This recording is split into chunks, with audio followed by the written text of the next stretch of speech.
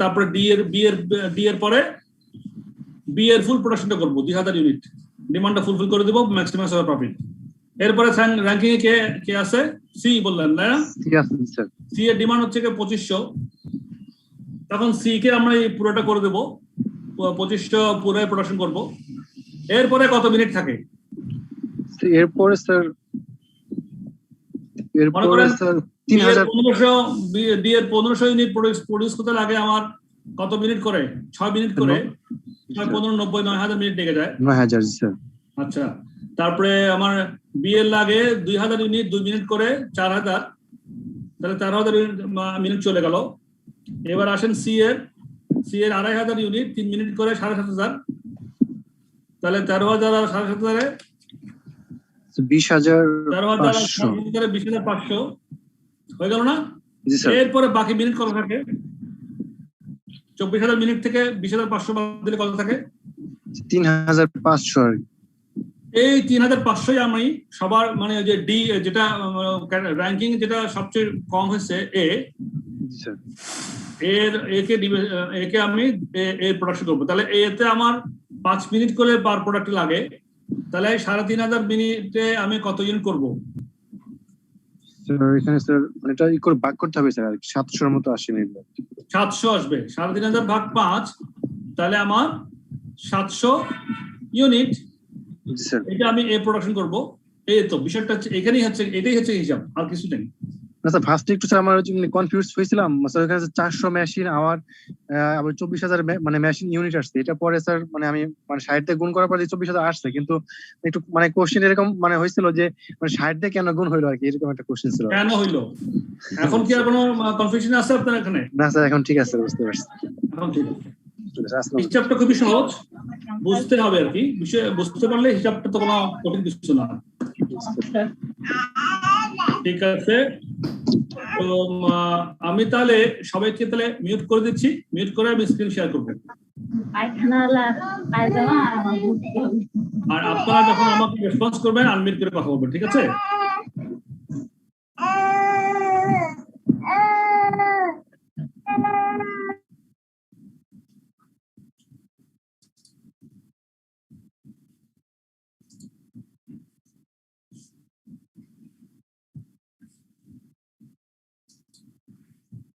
Screen দেখা যাচ্ছে কিনা বলেন? হ্যাঁ স্যার, দেখা যাচ্ছে। আর আমাকেও দেখতে পাচ্ছেন? হ্যাঁ স্যার। আলহামদুলিল্লাহ। তো আমরা শুরু করি। বিসমিল্লাহির রহমানির রহিম। আমরা চ্যাপ্টার 4 পর্যন্ত আমাদের কভার হয়ে গেছে, একটু রিভিউ করি শর্টলি। চ্যাপ্টার 4 পর্যন্ত আমরা কি পড়ছি? চ্যাপ্টার 1 তো গেল, চ্যাপ্টার 2 তে আমরা অ্যাবজর্পশন কস্টিং জানতে পারছি এবং মার্জিনাল কস্টিং জানতে পারছি। চ্যাপ্টার 3 তে মডার্ন কস্টিং এর একটা কনসেপ্ট সম্বন্ধে আলোচনা ছিল, সেগুলো আমরা ভালো মতো পড়ছি, বুঝছি। চ্যাপ্টার 4 এ এসে আমরা থ্রুপুট অ্যাকাউন্টিংটা করলাম কস্টিং এর মেথড হিসেবে এবং সেটা সম্বন্ধে জানলাম। আজকে আমরা খুব একটা ইন্টারেস্টিং চ্যাপ্টারে চলে আসতেছি, এটা হচ্ছে আপনার অ্যাক্টিভিটি বেসড কস্টিং এবং এনভায়রনমেন্টাল কস্টিং। এটা মডার্ন কস্টিং এর ধারাবাহিকতায় এই বিষয়টা আমাদের সামনে চলে আসছে। আমাকে শুনতে পাচ্ছেন সবাই ক্লিয়ারলি? Thank you. খুব ইন্টারেস্টিং এবং সবাই শুনেন ভালো করে এবং আমার সঙ্গে ইন্টারাকশন করবেন, দেখবেন যে খুবই মজা লাগবে। তো এই অ্যাক্টিভিটি বেসড কস্টিংটা কেন আসলো, কিভাবে আসলো, এগুলো আমরা একটু পরে আলোচনা করব। আগে আমরা এই চ্যাপ্টারে কি শিখবো সেটা আমরা একটু দেখে নিই। এই চ্যাপ্টারটা হচ্ছে মডার্ন কস্টিং এর একটা part, activity based and environmental costing. এখানে কি কি শিখবো আমরা? Discuss activity based costing as compared with traditional marginal and absorption costing methods, including its relative advantages and disadvantages as a system of cost accounting. তাহলে আমরা traditional costing যেটা করেছি, absorption costing, marginal costing যেটা শিখেছি জেনেছি, সেটা compare করে activity based costing সম্বন্ধে আমরা জানতে পারবো এবং এটার কি অ্যাডভান্টেজ ডিসঅ্যাডভান্টেজ সেগুলো সম্বন্ধে জানবো এই চ্যাপ্টারে। আর জানবো কি apply principles of environmental costing in identifying relevant internalized costs and externalized environmental impacts of the organization's activity. মানে এটা এনভায়রনমেন্টাল কস্টিং সম্বন্ধে একটা ধারণা আমরা এখানে পাবো, সেটাতে আসবো। তবে মেইনলি কিন্তু এখানে আমার কাছে অ্যাক্টিভিটি বেস কস্টিংটাই আমাদের মেইন ফোকাস হবে আলটিমেটলি। তা আসেন তাহলে একটু আগাই। এই চ্যাপ্টারে কি আছে? চ্যাপ্টার ওভারভিউ ডায়াগ্রামে দেখা যাচ্ছে দুই ভাগে ভাগ করছে। একটা হচ্ছে ABC মানে অ্যাক্টিভিটি বেস কস্টিং, আর হচ্ছে environmental costing. Activity base costing এর মধ্যে বলতেছে যে এখানে আমরা জানবো কনভেনশনাল টেকনিক্স গুলা কি আছে, lumped together, shared on the basis of DLHS, direct labor hours, shared on the basis of labor hours, lumped together and shared on the basis of labor hours. এটা হচ্ছে কনভেনশনাল টেকনিক্স ছিল, কিন্তু ABC তে গিয়ে বা activity base costing এ split by activity, মানে activity অনুযায়ী ভেঙে ভেঙে দেওয়া। lumped together টা কি স্যার? সরি, lumped together, এটা কনভেনশনাল ট্রেডিশনাল কস্টিং এর কথা বলছে, যেখানে আমরা ওভারহেড কস্টটাকে লাম্প একসঙ্গে দলবদ্ধভাবে হিসাব করতাম, ওই জন্য লাম্প টুগেদার বলছে। ওকে। তারপরে shared on the basis of, এখানে ABC তে কি আছে, স্প্লিট বাই অ্যাক্টিভিটি আর shared on the basis of future cost drivers. Future cost drivers, তাহলে কথা এসে গেল একটা ফিউচার, সরি না ফিউচার লিখছে না, কি লিখছে এটা? ফেয়ারার স্যার, fairer, right? Future না, fairer. On the basis of fairer cost drivers.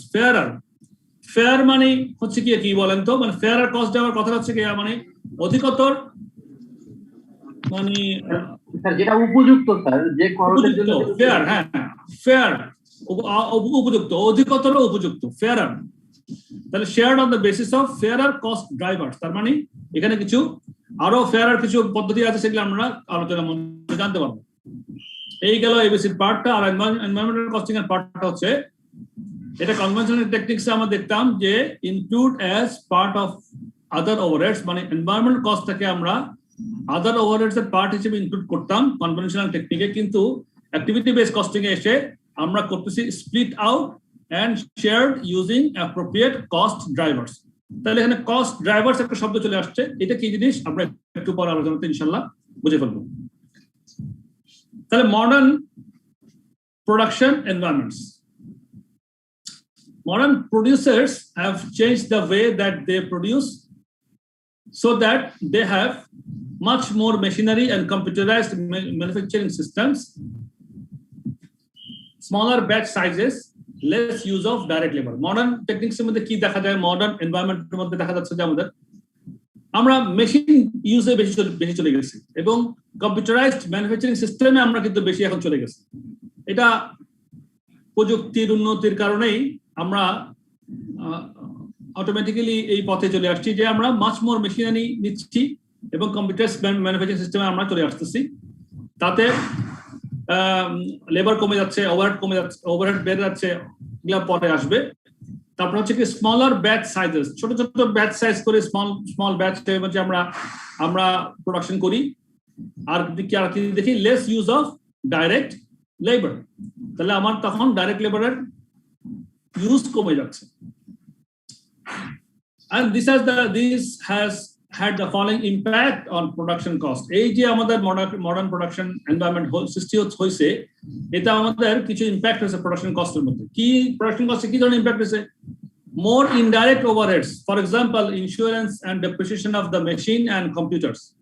এটা more indirect overheads আমাদের বেড়ে গেছে। ইনডাইরেক্ট ওভারগুলো আগের তুলনায় এখন আরো বেশি হয়, আর লেস ডাইরেক্ট লেবার কস্ট, এবং ডাইরেক্ট লেবার কস্ট কমে গেছে। তাহলে প্রোডাকশন কস্টের যে আমাদের যে বৈশিষ্ট্য, সেটা কিন্তু ক্যারেক্টারিস্টিক্স চেঞ্জ হয়ে যাচ্ছে। সুতরাং যদি কস্টিং এর এই বিষয়গুলো, কম্পোনেন্ট গুলো যে চেঞ্জ হয়ে যায়, তখন তো আমাদের কস্টিং মেথডও আমাদের চেঞ্জ আনতে হবে। সেই জন্যই মডার্ন কস্টিং এর বিষয় চলে আসছে, এবং এবিসি কস্টিং কথা আজকে আমরা যেটা আনবো সেটা আসছে।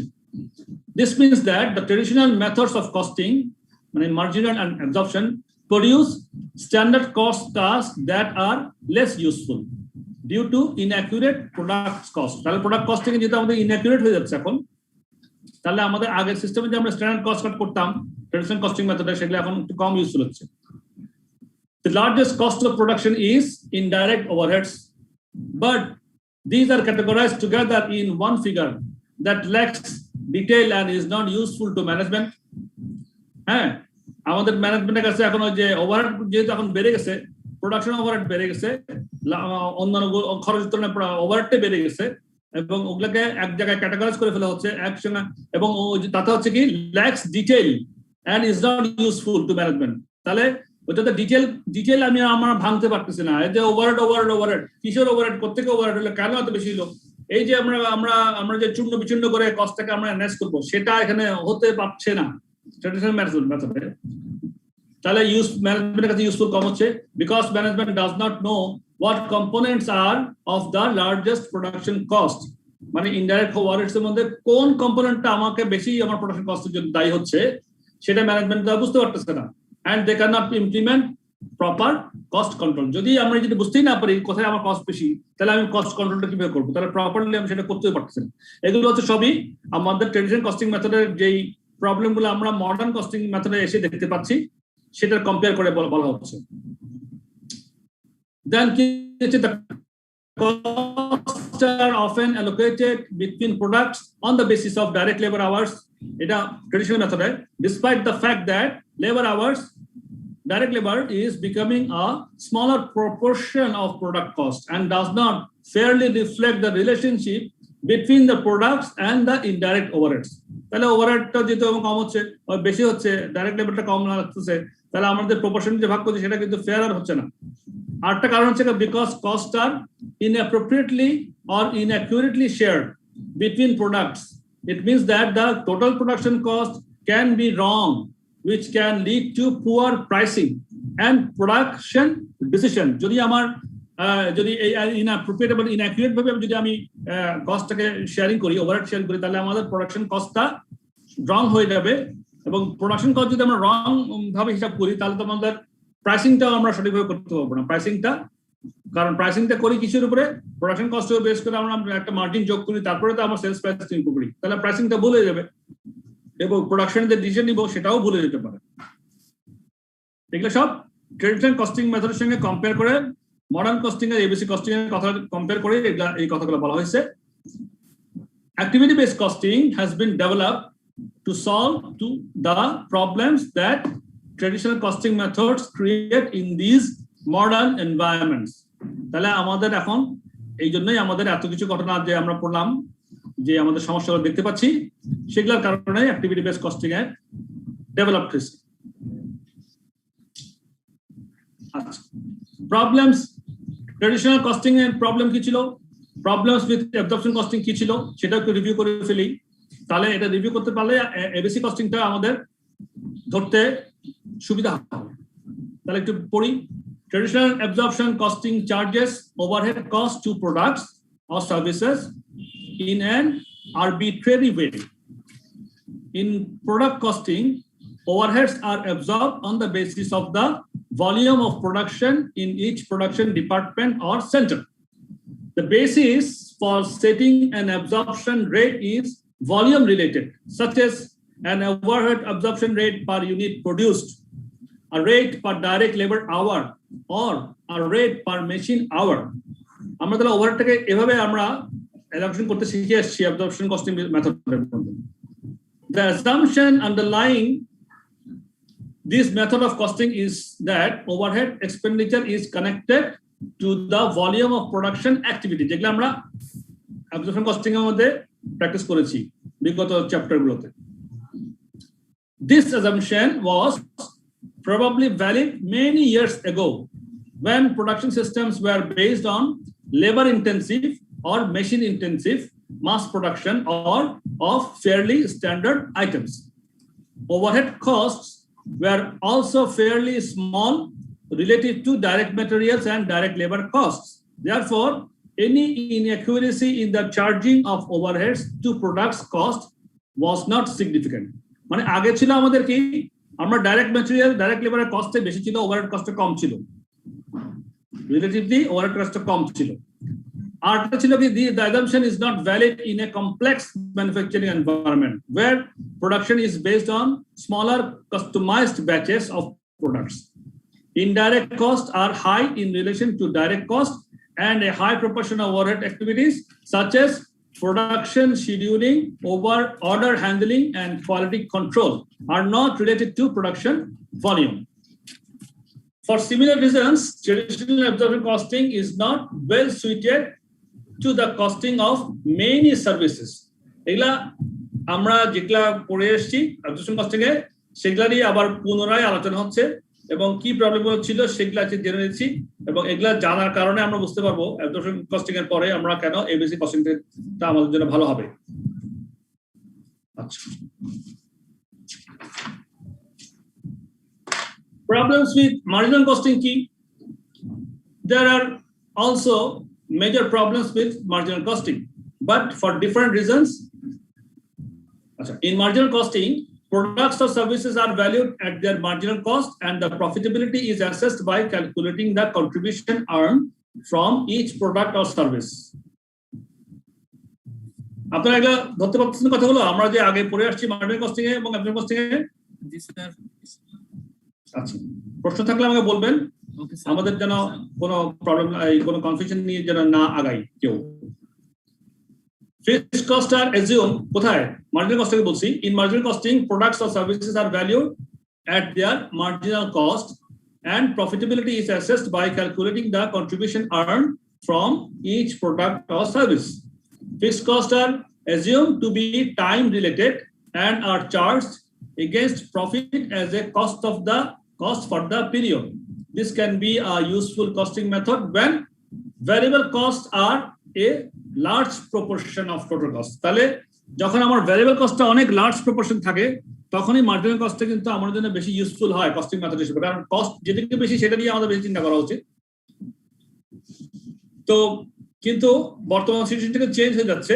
The main criticisms of marginal costing as a method of measuring product cost and profitability are that variable cost might be small in relation to fixed costs. Fixed costs might be fixed in relation to production volume, but they might vary with other activities that are not production related. তো এই হলো কি মোটামুটি বিষয়।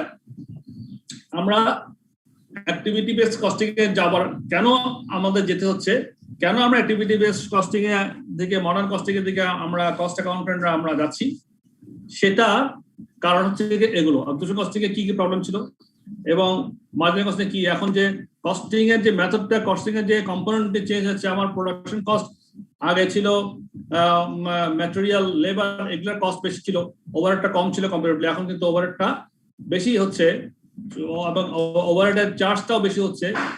Product costing, production costing এগুলোর জন্য pricing সবকিছু বিষয় নির্ধারণ করার জন্য আমাদের এখন নতুন যে সিস্টেমটা আমরা এখন চিন্তা করছি বা আমরা প্র্যাকটিস করছি সেটা হচ্ছে অ্যাক্টিভিটি বেসড কস্টিং। কখন লাগবে এটা? তো এই হচ্ছে অ্যাক্টিভিটি বেসড কস্টিং এর শুরু।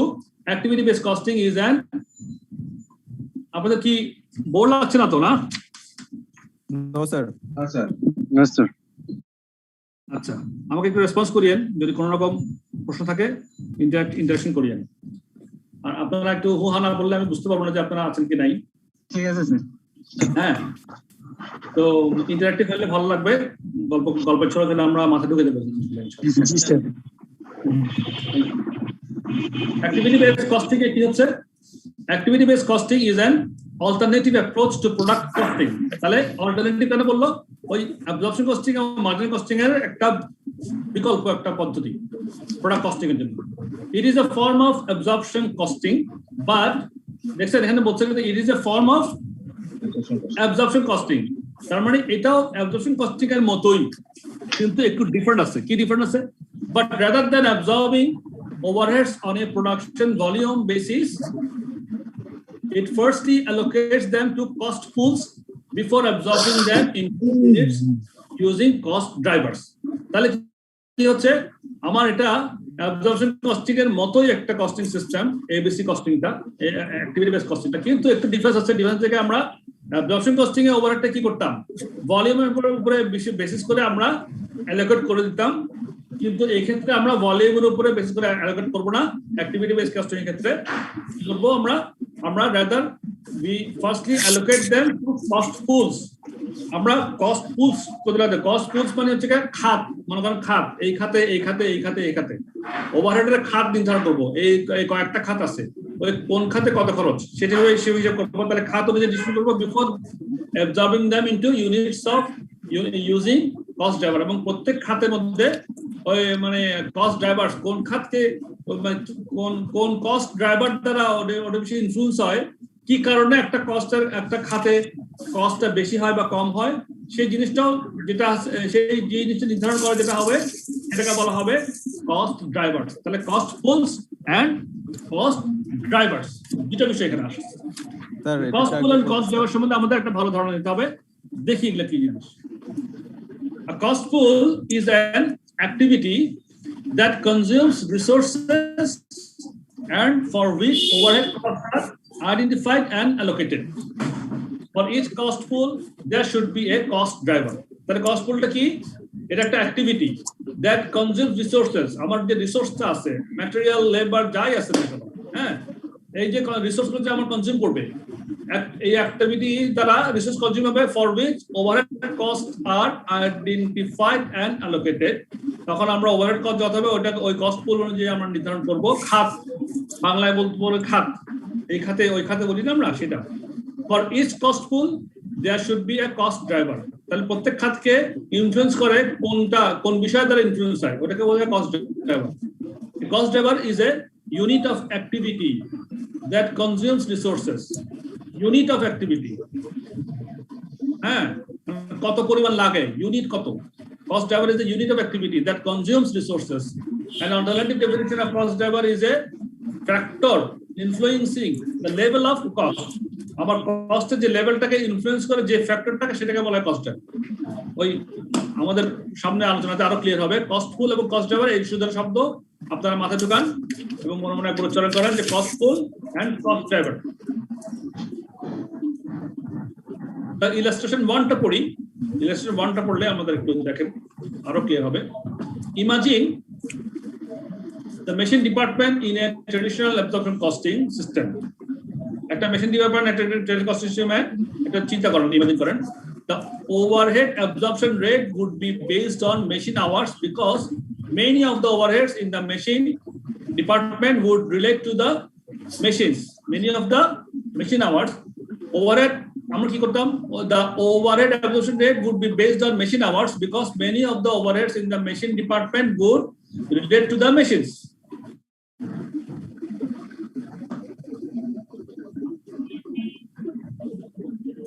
একটু ওয়েট করতেছি, আদান হচ্ছে একটা মিনিট ওয়েট করি।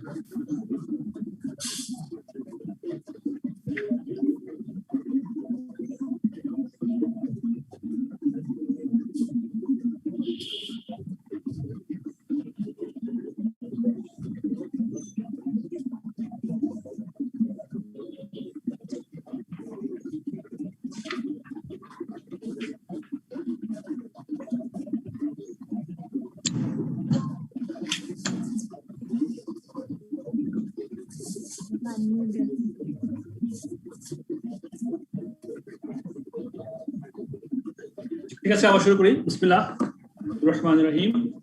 তাহলে imagine the machine department in a traditional absorption costing. একটা ট্রেডিশনাল কস্টিং অ্যাবজর্পশন কস্টিং সিস্টেমের মধ্যে একটা মেশিন ডিপার্টমেন্টের কথা চিন্তা করেন। সেখানে আমরা কি করতাম, ওভারহেড অ্যাবজর্পশন রেটটাকে কিভাবে বের করতাম, based on machine hours. Machine hours উপরে আমরা ওভারহেড অ্যাবজর্পশন রেটটাকে বের করছি because many of the overheads in the machine department would relate to machines. For example, power, maintenance, machine depreciation, etc. So, using a machine hour basis would seem fair. However, not only does the machine department have machine related costs, but also in an absorption costing system, it would also have picked up a share of rent and rates, heating, lighting, building depreciation, canteen cost, personal cost, etc. তাহলে আপনি আমাকে বলেন যে এই যে rent আমার যে factory rent, এটা আমার কি মেশিনের সঙ্গে জড়িত কিনা? বিল্ডিং ডেপ্রিসিয়েশন, ক্যান্টিন কস্ট, এগুলো কি আমার মেশিনের সঙ্গে জড়িত কিনা? No no. এই যে নো হলো, হ্যাঁ, এগুলোতে মেশিনের সাথে রিলেটেড হওয়ার কথা না, কিন্তু আমরা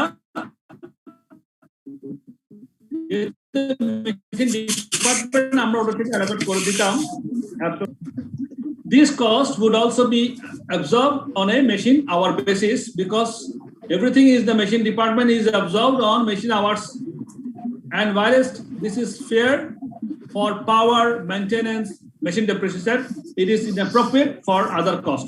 একটা মেশিন ডিপার্টমেন্টের জন্য, মেশিনের জন্য যে পাওয়ারটা লাগায় সেটা অ্যাপ্রোপ্রিয়েট, মেইনটেনেন্স সেটা অ্যাপ্রোপ্রিয়েট, মেশিন ডেপ্রিসিয়েশন সেটা অ্যাপ্রোপ্রিয়েট, বাট আমার ফ্যাক্টরি রেন্ট, আমার বিল্ডিং ডেপ্রিসিয়েশন, আমার ক্যান্টিন কস্ট, পার্সোনাল কস্ট, এগুলো তো অ্যাপ্রোপ্রিয়েট না, তাই না? এটাই ছিল আমাদের অ্যাবজর্পশন কস্টিং। কিন্তু আমরা যা করতাম, আমরা কিন্তু থোক বরাদ্দ করে দিতাম। আমরা টোটাল ওভারহেডটাকে মেশিন ডিপার্টমেন্টে যে কেউ কিছু বললেন তো, আমরা যে মেশিন আমার যে খরচ ছিল, মেশিনের ডিপার্টমেন্টের খরচ থেকে আমরা ঠক করে দিতাম। কিন্তু এই যে বিভিন্ন আরো যে বিভিন্ন কস্ট পুল আছে, কস্ট ড্রাইভার আছে, ওদের কারণে এখন দেখা যাচ্ছে না, এটা কিন্তু অ্যাপ্রোপ্রিয়েট হচ্ছে না। ABC overcomes this problem by not using departments as gathering points for cost. এই যে কথা বলছে গ্যাদারিং পয়েন্টস, আমাদের প্রথমে শুরু ছিল একটা লাম্প কথাটা আসছিল, এই গ্যাদারিং লাম্প একই অর্থে সমর্থক। ABC overcomes this problem by not using departments as gathering points for costs, but instead using activities. And there would, for example, be a machine-related activity to which power would be charged, machine depreciation would be charged, machine maintenance would be charged. It would not pick up a share of personal costs or rent or rates, or indeed anything not machine related. Machine related কোনো কিছু এটা তখন আর pick up করবে না। কোথায়? ABC costing method. ABC's flexibility thus reduces the incidence of arbitrary apportionments. এই যে arbitrary অ্যাপরশনমেন্টস কথাটা বলছে, এটার মানে কি আমাকে কেউ বলতে পারবেন? ABC's flexibility thus reduces the incidence of arbitrary apportionments. এই কথাটা কেন বলছি? আম্মু বই, এই যে আম্মুর কথা শুনতে পাচ্ছি, এটা বন্ধ করুন একটু।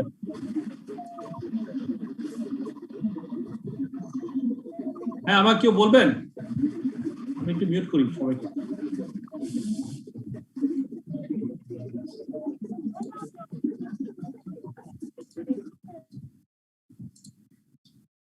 হ্যাঁ, এই যে কথাটা বলছে, ABC's flexibility thus reduces the incidence of arbitrary apportionments. Apportionments কথাটা অর্থ মনে আছে আপনাদের? আমরা কিন্তু আলোচনা করেছিলাম আগের চ্যাপ্টারগুলোতে। Apportionments, অ্যাপরশনমেন্টটা কোথা থেকে আসছে কথাটা একটু বলেন তো, একটু রিভিউ করতে পারেন কিনা, মনটাকে একটু দেখান তো, চিন্তা করে আনতে পারেন কিনা। অ্যাপরশন কথাটা কোথা থেকে আসছে? স্যার অ্যাপরশনমেন্ট অংশীদার থেকে, এটা হলো অনুপাত। আর আরবিট্রারি, সরি কথাটা কেন আসছে এখানে, একটু কি মনে করতে পারেন? স্যার আনুপাতিক হারে, মানে অংশীদারি কারবার থেকে। আচ্ছা, আমরা চ্যাপ্টার 2 তে স্ট্যান্ডার্ড কস্ট, হ্যাঁ বলেন, স্ট্যান্ডার্ড কস্টে যে ইয়াটা করছিলাম আমরা, ওইখানে স্ট্যান্ডার্ড কস্টে আমরা যে কস্টটাকে অ্যালোকেট করতাম, অ্যালোকেটের একটা পার্ট ছিল অ্যাপরশনমেন্ট। এখানে স্ট্যান্ডার্ড কস্টিং আমরা তো কোনো স্ট্যান্ডার্ড কস্ট করি নাই, আমরা পড়ছি অ্যাবজর্পশন কস্টিং, মার্জিনাল কস্টিং, এগুলোর স্ট্যান্ডার্ড কস্ট কার্ড সম্বন্ধে জানতে পারছি, কিন্তু স্ট্যান্ডার্ড কস্ট বলতে কোনো কস্টিং মেথড নাই। স্ট্যান্ডার্ড হচ্ছে কি স্ট্যান্ডার্ড, সাধারণ স্ট্যান্ডার্ড শব্দটাই, কিন্তু স্ট্যান্ডার্ড কস্টিং আমরা এখানে এভাবে বলি, আমরা শিখে আসছি absorption costing, marginal costing, overhead absorption procedure আমরা করছিলাম। রাইট, আমি ওভারহেড শব্দটা শুনতে যাচ্ছিলাম। আমরা চ্যাপ্টার 2 এর 15 পেজে আপনি যদি দেখতে পান, পেজ 15 চ্যাপ্টার 2, ওখানে লেখা আছে আমরা review of overhead absorption procedure. আমরা ওভারহেড অ্যাবজর্পশন প্রসিডিউরটা কিভাবে করি? প্রথমে আমরা ওভারহেডটাকে অ্যালোকেশন করি। কিসের জন্য বেসিস অ্যালোকেশন করি? বিভিন্ন ডিপার্টমেন্টে, maintenance department, production department, sales department, ওভারহেডটাকে আমরা অ্যালোকেশন করি। এটা অ্যাবজর্পশন কস্টিং মেথডের কথা বলছিলাম, মনে পড়ে কিনা দেখেন। প্রথমে আমরা কি করতাম, ওভারহেডটাকে অ্যালোকেশন করতাম বিভিন্ন ডিপার্টমেন্টে, এরপরে ওই ডিপার্টমেন্টে ওভারহেড যেটা প্রত্যেক ডিপার্টমেন্ট বা যেটা ভাগ করছি ওখানে গিয়ে আমরা আবার অ্যাপোর্শন করতাম। মানে মনে করেন একটা প্রোডাকশন ডিপার্টমেন্টের মধ্যে মেইনটেনেন্স ডিপার্টমেন্ট, তারপরে আপনার সুইং ডিপার্টমেন্ট, কাটিং ডিপার্টমেন্ট, এভাবে করে করে আমরা ডিপার্টমেন্ট ওয়াইজ থেকে আবার ওই ডিপার্টমেন্টের জন্য যতটুকু আমরা ওভারহেড অ্যাপোর্শন অ্যালোকেশন করছিলাম ওই অ্যালোকেটেড ওভারহেডটাকে আমরা আবার ভাগ করে দিতাম, ওটাকে বলতে হবে অ্যাপোর্শনমেন্ট। তারপরে ওটার বেসিসে ওভারহেড অ্যাবজর্পশন, এই কথাটা আসছিল, সেই জন্যই একটু রিভিউ করলাম। এবিসিতে কিন্তু এখানে একটা ফ্লেক্সিবিলিটি আমরা পাই। কি পাই? যে আমরা কস্টটাকে একদম থোক বরাদ্দ করে ওই ডিপার্টমেন্ট ওয়াইজ ভাগ করে দিই না, এখান থেকে আমরা একদম স্পেসিফিক করে ভাগ করি। স্পেসিফিক্যালি কোনটা কোন খরচ কিসের জন্য রিলেটেড, কোন খরচ কিসের দ্বারা প্রভাবিত হয়, কি কারণে হয়, সেগুলোকে আমরা অ্যানালাইসিস করে খুঁটিনাটি করে বের করার চেষ্টা করি একদম পারফেক্ট পিউরিটি আনার জন্য কস্টিং এর মেথডের মধ্যে। তাহলে আবার পড়ি, এবিসি ওভারকামস দিস প্রবলেম। কোন প্রবলেম? অ্যাবজর্পশন কস্টিং এর যে মেথড আমরা করে আসি সেটা, by not using departments as gathering points for costs but instead using activities। কিন্তু তখন আমরা কি করি, এবিসিতে অ্যাক্টিভিটি গুলোকে ব্যবহার করে করে আমরা ওভারহেডটাকে আমরা নির্ধারণ করি। and there would for example be a machine related activity to which power would be charged। সুতরাং মেশিন রিলেটেড অ্যাক্টিভিটি মানে শুধুমাত্র মেশিনের জন্য যে পাওয়ার খরচ করি সেটা আমরা চার্জ করব। মেশিন ডেপ্রিসিয়েশন, আমার মেশিন ওটা মেশিন ডেপ্রিসিয়েশনটা ওখানে চার্জ করতে পারি, যেহেতু মেশিন রিলেটেড, মানে মেশিন রিলেটেড যা কস্ট তখনই সেটাই আমরা পিক আপ করতে পারবো, অন্যগুলো না। যেমন আরো আছে machine maintenance, that would be charged. তারপরে আরো বলছে কি, it would not pick up a share of personal cost. Personal cost মানে কি, আমার এমপ্লয়ি আছে, ওদের খরচ আছে, বেতন আছে, ওদের বোনাস আছে, ওই কস্টটা আমি মেশিন রিলেটেড কস্ট থেকে আমি পিক আপ করবো না, ওইটা আমি অন্য খাতে হিসাব করবো। তাহলে আমি মেশিন ডিপার্টমেন্টের জন্য আমার পার্সোনাল কস্ট তখন হিসাব করবো না। তাহলে it would not pick up a share of personal cost or rent or rates. Rent মানে ফ্যাক্টরি রেন্ট হতে পারে, হাউস রেন্ট হতে পারে, অফিস রেন্ট হতে পারে, or rates or indeed anything not machine related, যেটা মেশিন রিলেটেড না, এরকম কিছুই আমি মেশিন ডিপার্টমেন্টে আর মেশিনের জন্য সঙ্গে আমি সম্পর্কিত করবো না। তাহলে কি হচ্ছে, এবিসিস ফ্লেক্সিবিলিটি। তাহলে এবিসিতে একটা ফ্লেক্সিবিলিটি থাকে আমাদের। দাস এভাবেই reduces the incidence of arbitrary apportionments। তাহলে এই যে আরবিট্রারি হয়ে যায়, আমরা অপারেশন কস্টিং এর মধ্যে যখন এরকম যখন আমরা ওভারহেডটাকে যখন চার্জ করে দিই ওটাকে বলে অ্যাপরশনমেন্ট যখন করে দিই, বা অ্যাবজর্পশন যখন করে ফেলি, বা অ্যালোকেশন যখন করি, অ্যালোকেশনের পরে অ্যাপরশনমেন্ট, অ্যাপরশনের পরে অ্যাবজর্পশন। তো এগুলা যখন করি ওটাতে আমাদের আরবিট্রারি হয়, আমাদের মতদ্বৈততার সৃষ্টি হয়। কিন্তু এটা মোর অ্যাকিউরেটলি আমরা এখানে এবিসিতে আমরা করতে পারি বলে এটা ওই যে অ্যাবজর্পশন কস্টিং এর যে আরবিট্রারি অ্যাপরশনমেন্ট হইতো সেখান থেকে আমাদের কিছু অনেকখানি রেহাই দিচ্ছে। কথা ক্লিয়ার? বুঝতে পারছেন এবিসি কি জিনিস? জি স্যার।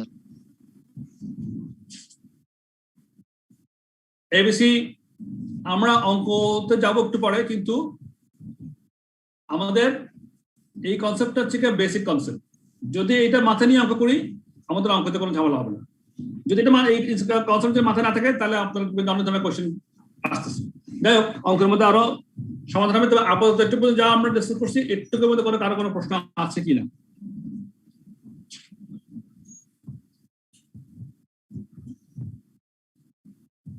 সবাই বুঝছেন? জি স্যার। আগাবো? ওকে স্যার, আপনি যান। আচ্ছা, থ্যাংক ইউ। এবার আসেন এবিসি ভার্সেস অ্যাবজর্পশন কস্টিং। একটা ডায়াগ্রাম দেখাচ্ছে, এবিসি ভার্সেস অ্যাবজর্পশন কস্টিং একটা ডায়াগ্রাম দেখাচ্ছে। এটা এই যে আগে দেখেন এখানে service departments assigning cost using measures of service usage, stage 1 production ডিপার্টমেন্টে দিত production lines, absorption costing a measures. এটা একটা ডায়াগ্রাম দেখাচ্ছে, এটা একটা দেখাচ্ছে, আর একটা পাশে একটা আছে।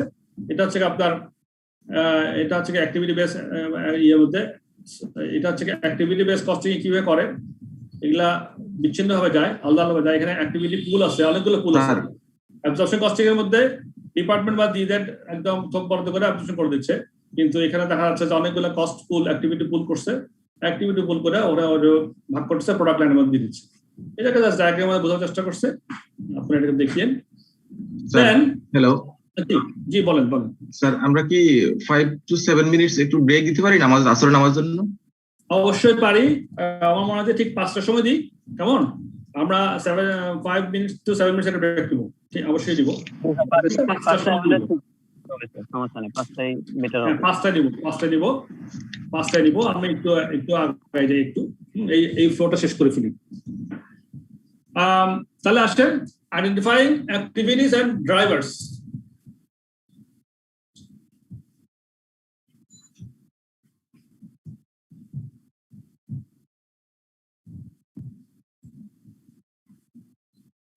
হ্যাঁ, তাহলে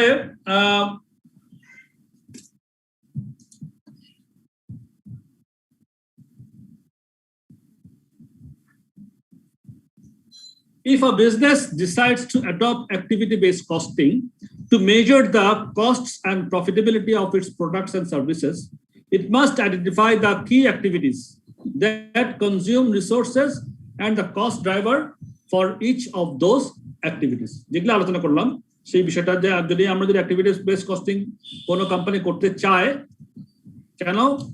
To measure the cost and profitability. দেখেন প্রত্যেকটা মেথডে আমরা কস্ট সম্বন্ধে আলোচনা করেছি এবং প্রফিটেবিলিটি সম্বন্ধে আলোচনা করেছি, এক্ষেত্রেও তাই। To measure the cost and profitability of its product and service, it must identify the key activities. মূল অ্যাক্টিভিটিগুলো কোনগুলো, সেগুলো প্রথমে আমাদেরকে ইট মাস্ট বি আইডেন্টিফাই করতে হবে। দ্যাট কনজিউম রিসোর্সেস, যেটা আমার রিসোর্সগুলোকে কনজিউম করে, যেই অ্যাক্টিভিটির কারণে আমার রিসোর্স কনজিউমড হয়, and the cost drivers for each of those activities, এবং ওই অ্যাক্টিভিটিগুলোকে কোন কস্ট ড্রাইভার তারা ইনফ্লুয়েন্স করে অ্যাক্টিভিটিগুলো পরিচালিত হয়। There might be a large number of different activities. অনেক ধরনের অ্যাক্টিভিটি থাকে, but in an accounting system it is usually necessary to simplify the overhead cost analysis and select a fairly small number of activities. তাহলে activity বেশি করে করব না, আমরা অ্যাক্টিভিটিকে কমার চেষ্টা করব, তাতে আমাদের কাজ করতে সুবিধা হবে, সময় কম লাগবে, বেশি সময় লাগবে না। If a large number of activities are identified and used in ABC, the task of analyzing cost becomes more complex and time consuming, and the value of the additional accuracy might not justify the cost and the effort. আমরা যে এফোর্টটা দেব এবং যে কস্টটা খরচ হবে, ওই যে accuracy আনতে গিয়ে আমরা যে খরচ এবং এফোর্টটা দেব সেটা হয়তো বা জাস্টিফাইড হবে না যদি আমরা বেশি টাস্ক করে ফেলি, বেশি কমপ্লেক্স করে ফেলি। For any activity, there might be just one cost driver or several different cost drivers.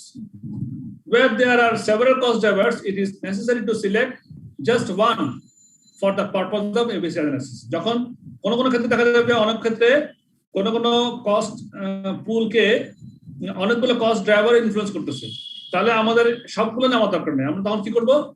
It is necessary to select just one for the purpose of ABC analysis. ওই ওয়ানটাও আমরা নির্ধারণ করব, যেটা বেস্ট মনে হবে সেটাই নিব। Identifying activities. The main activities that consume overhead resources differ from one type of business to another. A useful approach to identifying suitable activities within a business is to consider 4 different categories of activity or transaction. সাধারণত বিভিন্ন ধরনের activity transaction হয়, সেটার উপর basis করে আমরা we can consider business to consider the four different categories of activity or transaction. একটা হচ্ছে লজিস্টিক্যাল ট্রানজাকশন, একটা ব্যালেন্সিং ট্রানজাকশন, একটা কোয়ালিটি ট্রানজাকশন, চেঞ্জ ট্রানজাকশন। এই যে আমরা বিভিন্ন ধরনের কাজকর্ম করে থাকি ব্যবসা বাণিজ্যে, ওইটাকে 4টা ক্যাটাগরিতে ভাগ করছে বোঝার সুবিধার জন্য, আর কিছু না। Logistical transactions, these are activities of our transactions concerned with moving materials or people, with the ranking and progress of materials of our work through the system. Balancing transactions, these are concerned with ensuring that the resources required for an operation are available. For example, the buying department has to make sure that raw material are available to meet production department's requirements. Quality transactions, these are concerned with ensuring that output or service levels meet quality requirements and customer expectations. Inspections and handling customer complaints are both examples of quality transactions. Change transactions, these are activities required to respond to changes in customer demand a change in design specifications, a scheduling change, a change in production delivery method, etc. এই হলো মোটামুটি আমার activity সম্বন্ধে একটা ধারণা নিলাম। আর cost driver গুলো কি? Identified cost driver for each selected activity. যখন আমি অ্যাক্টিভিটি যখন সিলেক্ট করে ফেলছি তখন আমরা কি করবো? That should be a cost driver. একটা কস্ট ড্রাইভার থাকবে যেটা আমরা আলোচনা করেছি একটু আগে। Chosen cost driver must be এক নম্বর relevant and easy to measure. সেটা রিলেভেন্ট হতে হবে এবং মেজার করতে সহজ হইতে হবে। রিলেভেন্ট মানে in other words there should be a connection between the cost driver and the consumption of resources for the activity. And easy to measure is measuring the units of cost driver and identifying the products and services to which they relate needs to be a fairly easy and straightforward process. আচ্ছা, আমরা এগুলো কেন করতেছি? আমাদের যে এই theoretical বিষয়গুলো আমাদের যখন মাথায় ভালোভাবে থাকবে, অঙ্ক করার সময় আমাদের খুবই সহজ হবে। সুতরাং এই বিষয়গুলো আমাদের একটু আলোচনা করা দরকার। এর জন্য আলোচনা করে চলে যাচ্ছি। মাথায় একবার ঢুকাবেন বা আর একবার ঢুকে গেলে আর লাগবে না, আপনাদের মাস্ট রিভিউ করে নেবেন।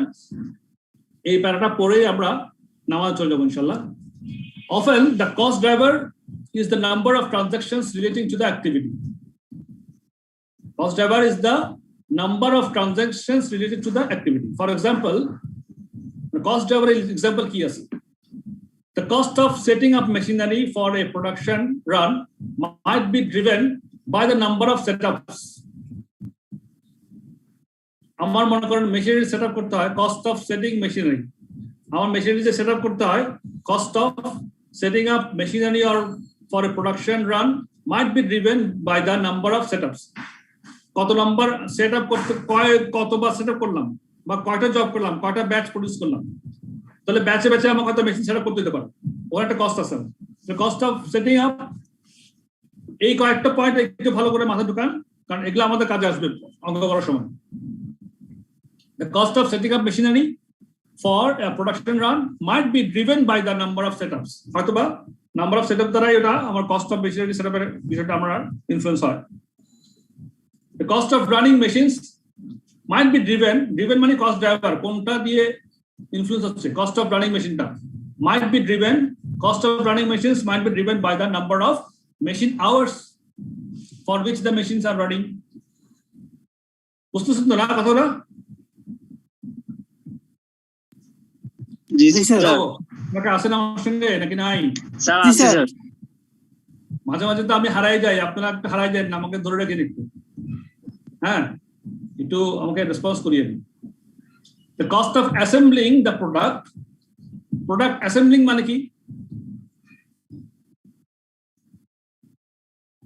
একটা প্রোডাক্টকে অ্যাসেম্বল করে বিভিন্ন পার্টস থাকে, সেগুলোকে একসাথে বিভিন্ন পার্টস জোড়া লাগানো, বিভিন্ন পার্টস জোড়া লাগানো হয়, ওইটাই তো অ্যাসেম্বলিং, তাই না? তাহলে cost of assembling the product may be based on the number of direct labor hours. কত লেবার আওয়ার? maybe বলতে গেলে মাস্ট বি বলতে গেলে maybe based on the number of direct labor hours.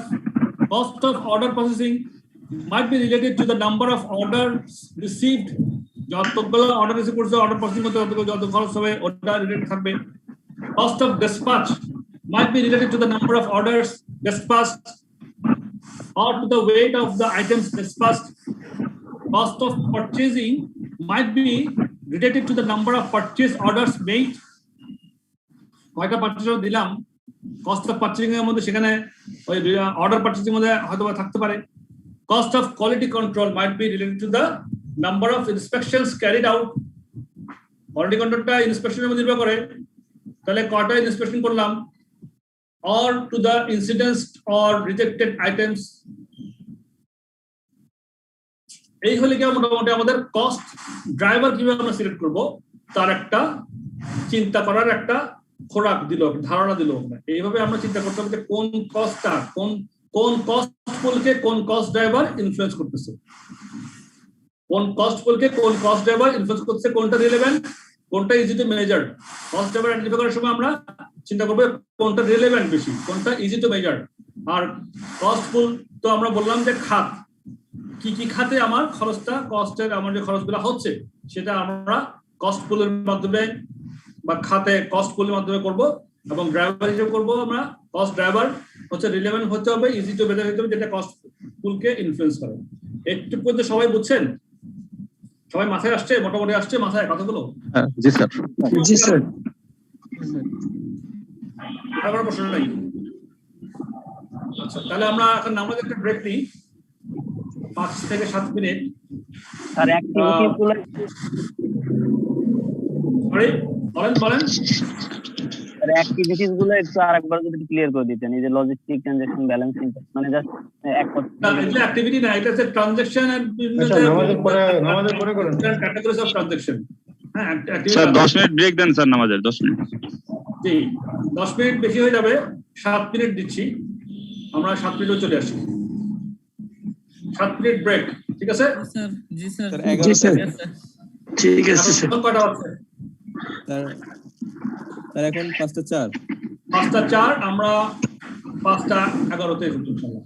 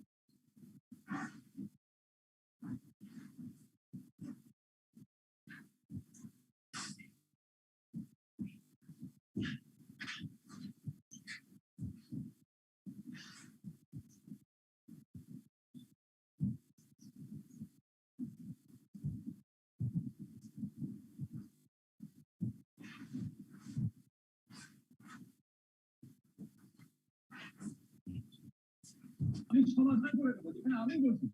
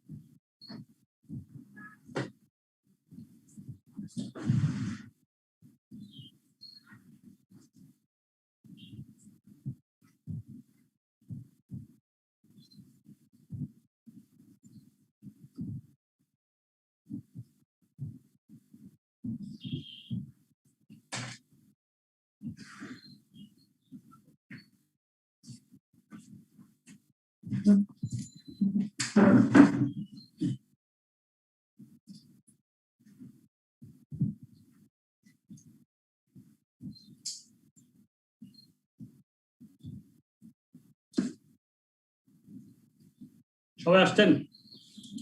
G sir আছে। ও আমার তো আসলে 10 minute লেগেছে না? এনিওয়েজ সবাই আসছেন তো না?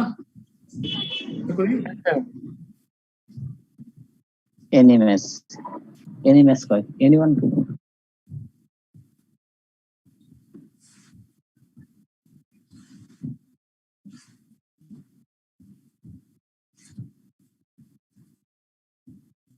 হ্যাঁ,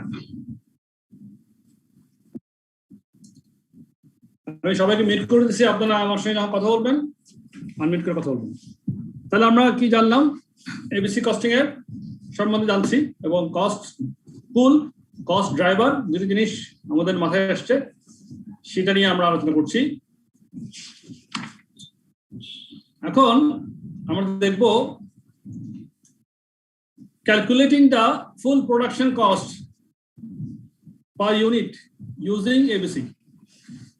আমরা অ্যাক্টিভিটি বেস কস্টিং করে এই মেথডে গিয়ে আমরা প্রোডাকশন কস্ট পার ইউনিট কিভাবে করতে পারি। Full production cost, calculating the full production cost কথাটার মানে কি বলেন তো? কেউ একজন বলেন ফুল প্রোডাকশন কস্ট মানে কি? প্রোডাক্ট উৎপাদন হতে যতগুলো কস্ট হয়েছে সবগুলো, যতগুলো কস্ট কে আর একটু অন্য ভাষায় বললে কি বলবেন? Fixed and variable both cost. Fixed cost and variable cost both. হ্যাঁ, এটা হচ্ছে রাইট আনসার। সব cost, semi variable, semi fixed এগুলো তো অন্তর্ভুক্ত থাকতে পারে। এভরিথিং সব কস্ট চলে আসবে এবং প্রোডাকশন এর যা কস্ট সব কিছু। So there are 5 basic steps to calculating an activity based costing. First step আছে কি কি? Number 1, group production overheads into activities according to how they are driven. Production overhead গুলো activity মধ্যে grouping করতে হবে। Number 1 step. A cost pool is the grouping of cost pool. দেখছেন cost pool কথাটা আসছে। A cost pool is the grouping of costs relating to a particular activity which consumes resources and for which overhead costs are identified and allocated. For each cost pool, there should be a cost driver. তাহলে আমরা step 1 এ কি হচ্ছে group করব production ওভারহেডগুলোকে into activity অনুযায়ী grouping করে ফেলবো। Step 2 তে কি করব? Identify cost drivers for each activity. এই যে গ্রুপিং করলাম অ্যাক্টিভিটিগুলোকে, তাহলে এটার সঙ্গে কোন অ্যাক্টিভিটিকে কোন কস্ট ড্রাইভারটাকে পুশ করতেছে আইডেন্টিফাই করবো। সেটা identify cost driver for each activity, that is what causes this activity's cost to be incurred. The cost driver is the factor that influences or drives the level of cost. তারপরে step 3 তে কি করব? Calculate a cost driver rate for each activity. তারপর rate বের করব কিভাবে? per unit rate আমার নিয়ে আসবো তখন। Calculate a cost driver rate for each activity. The cost driver rate is calculated in the same way as the absorption costing overhead absorption rate. However, a separate cost driver rate will be calculated for each activity by taking the activity cost and dividing by the cost driver information. তাহলে activity অনুযায়ী যখন আমরা যখন ওভারহেডটাকে যখন ভাগ করব, grouping করব, ওই একটা অ্যাক্টিভিটিকে যে কস্ট ড্রাইভারটা ইনফ্লুয়েন্স হবে সেই কস্ট ড্রাইভারটা ভাগ করলে আবার পার ইউনিটে চলে আসবে কত। সেটা হচ্ছে cost calculate cost driver rate for each activity. তারপর স্টেপ 4 এ absorb the activity cost into product. তখন আমরা প্রোডাক্টের মধ্যে ওই রেট অনুযায়ী আস্তে আস্তে করে আমরা অ্যাবজর্ব করা শুরু করব। আর স্টেপ 5 এ calculate the full production cost and or the profit or loss. এই হচ্ছে মোটামুটি 5টা স্টেপ। তো এখানে আবার সাম questions ask for the production cost per unit or profit or loss per unit, or some questions are asked the total production cost or total profit or loss per unit। কোন প্রশ্নের মধ্যে per unit বের করে দেবে, কোন প্রশ্নের মধ্যে বলবে টোটালটা বের করে দেবে। তাহলে 5টা স্টেপ। তাহলে কি কি আবার স্টেপগুলো আমরা রিভিউ করি। Step 1, group production overhead into activities. Step 2, identify cost drivers for each activity. Step 3, calculate cost driver rate for each activity. Step 4, absorb the activity cost into the product. Step 5, calculate the full production cost. তাহলে এই 5টা step অনুযায়ী আমরা এবার একটা example করব, অঙ্ক করব।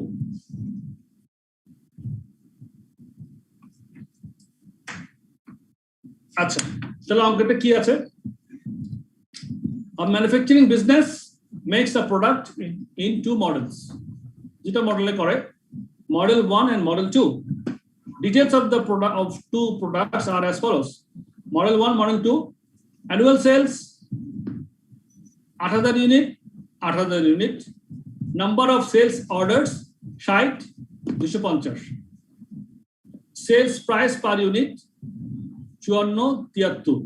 Direct material cost per unit 11, 21. Direct labor hours per unit 2 ঘন্টা, 2.5 ঘন্টা. Direct labor rate per hour 8 টাকা, 8 টাকা। Dollar, $8। Special parts per unit 2টা লাগে, এর লাগে 8টা। Production batch size 2000 unit, 100 unit. Production batch size মানে ব্যাচে ব্যাচে প্রোডাকশন হয়, এক এক ব্যাচে 2000 ইউনিট করে। মডেল 1 এ 2000 ইউনিট হয়, মডেল 2 তে 100 ইউনিট হয়। সেটআপস পার ব্যাচ, মডেল 1 এ লাগে একটা সেটআপ, মডেল 2 তে লাগে 3টা সেটআপ। সেটআপটা মানে কি এরকম, ফর এক্সাম্পল একটা ওই প্রোডাকশন করার জন্য আমার এক সেটআপের মধ্যে মডেল 1টা হয়ে যায়, কিন্তু মডেল 2 তে গেলে আমার 3টা সেটআপ, মানে cutting section, sewing section, colouring section, bottom section এগুলো থাকতে পারে। ওই জন্য পার ব্যাচে সেটআপে কয়টা ব্যাচে সেটআপ হতে পারে, এই ধরনের একটা উদাহরণ হতে পারে। এটা সেটআপস পার ব্যাচ, প্রোডাকশন ব্যাচ সাইজ 1 এরপর আসেন কস্ট। এখন দেখেন কিছু কস্ট দিচ্ছে এখানে, এখানে কিছু ইনফরমেশন দিচ্ছে, আর এখানে কিছু কস্ট। এখানে সেটআপ কস্ট, যেটাকে সেটআপ কস্টটাকে কস্ট ড্রাইভার হচ্ছে নাম্বার অফ সেটআপ। এটা কিন্তু সবগুলো কিন্তু এগুলা ওভারহেড কস্ট, টোটাল ওভারহেডকে ভাগ করে দিচ্ছে। Setup cost, material handling cost, special part handling cost, invoicing cost, other overheads সব মিলিয়ে টোটাল ওভারহেড 3,08,600। তাহলে এখন এই টোটাল ওভারহেডকে কোন অ্যাক্টিভিটিতে কত খরচ হয় সেটাকে ভাগ করে এখানে ডিটেইলস করে দিচ্ছে। এটাই হচ্ছে আমার এই বেসিক কস্টিং এর এই ধারণাটা, এটাই মেথডটা, এটাই। তাহলে সেটআপ কস্টকে ইনফ্লুয়েন্স করতেছে কে? Number of setups. Setup cost হচ্ছে আমার 97,600, আর এটাকে ইনফ্লুয়েন্স করে নাম্বার অফ সেটআপস। তাহলে আমি নাম্বার অফ সেটআপস অনুযায়ী কি করতে হবে, আমাকে আমার প্রোডাক্ট অনুযায়ী এটাকে ভাগ করে ওটাকে আমরা অ্যাবজর্ব করতে হবে। ম্যাটেরিয়াল হ্যান্ডলিং কস্ট যা আছে 42,000 টাকা, এটাকে ইনফ্লুয়েন্স করে নাম্বার অফ ব্যাচেস। তাহলে কোন প্রোডাক্টের প্রোডাকশনে কত ব্যাচ যায় সেই অনুযায়ী ভাগ করে দেবো আমি ম্যাটেরিয়াল হ্যান্ডলিং কস্টটাকে। স্পেশাল পার্ট হ্যান্ডলিং কস্ট 50,000 টাকা। এটা কি ইনফ্লুয়েন্স কস্ট ড্রাইভার কি? এটা নাম্বার অফ স্পেশাল পার্টস, মানে প্রত্যেকটা প্রোডাক্ট M1 এবং M2 প্রোডাকশন করতে গিয়ে আমার কয়েকটা নাম্বার অফ স্পেয়ার পার্টস লাগে, হ্যাঁ, সেটার উপর নির্ভর করতেছে স্পেশাল পার্ট হ্যান্ডলিং কস্ট। তাহলে আমি সেভাবে ওটাকে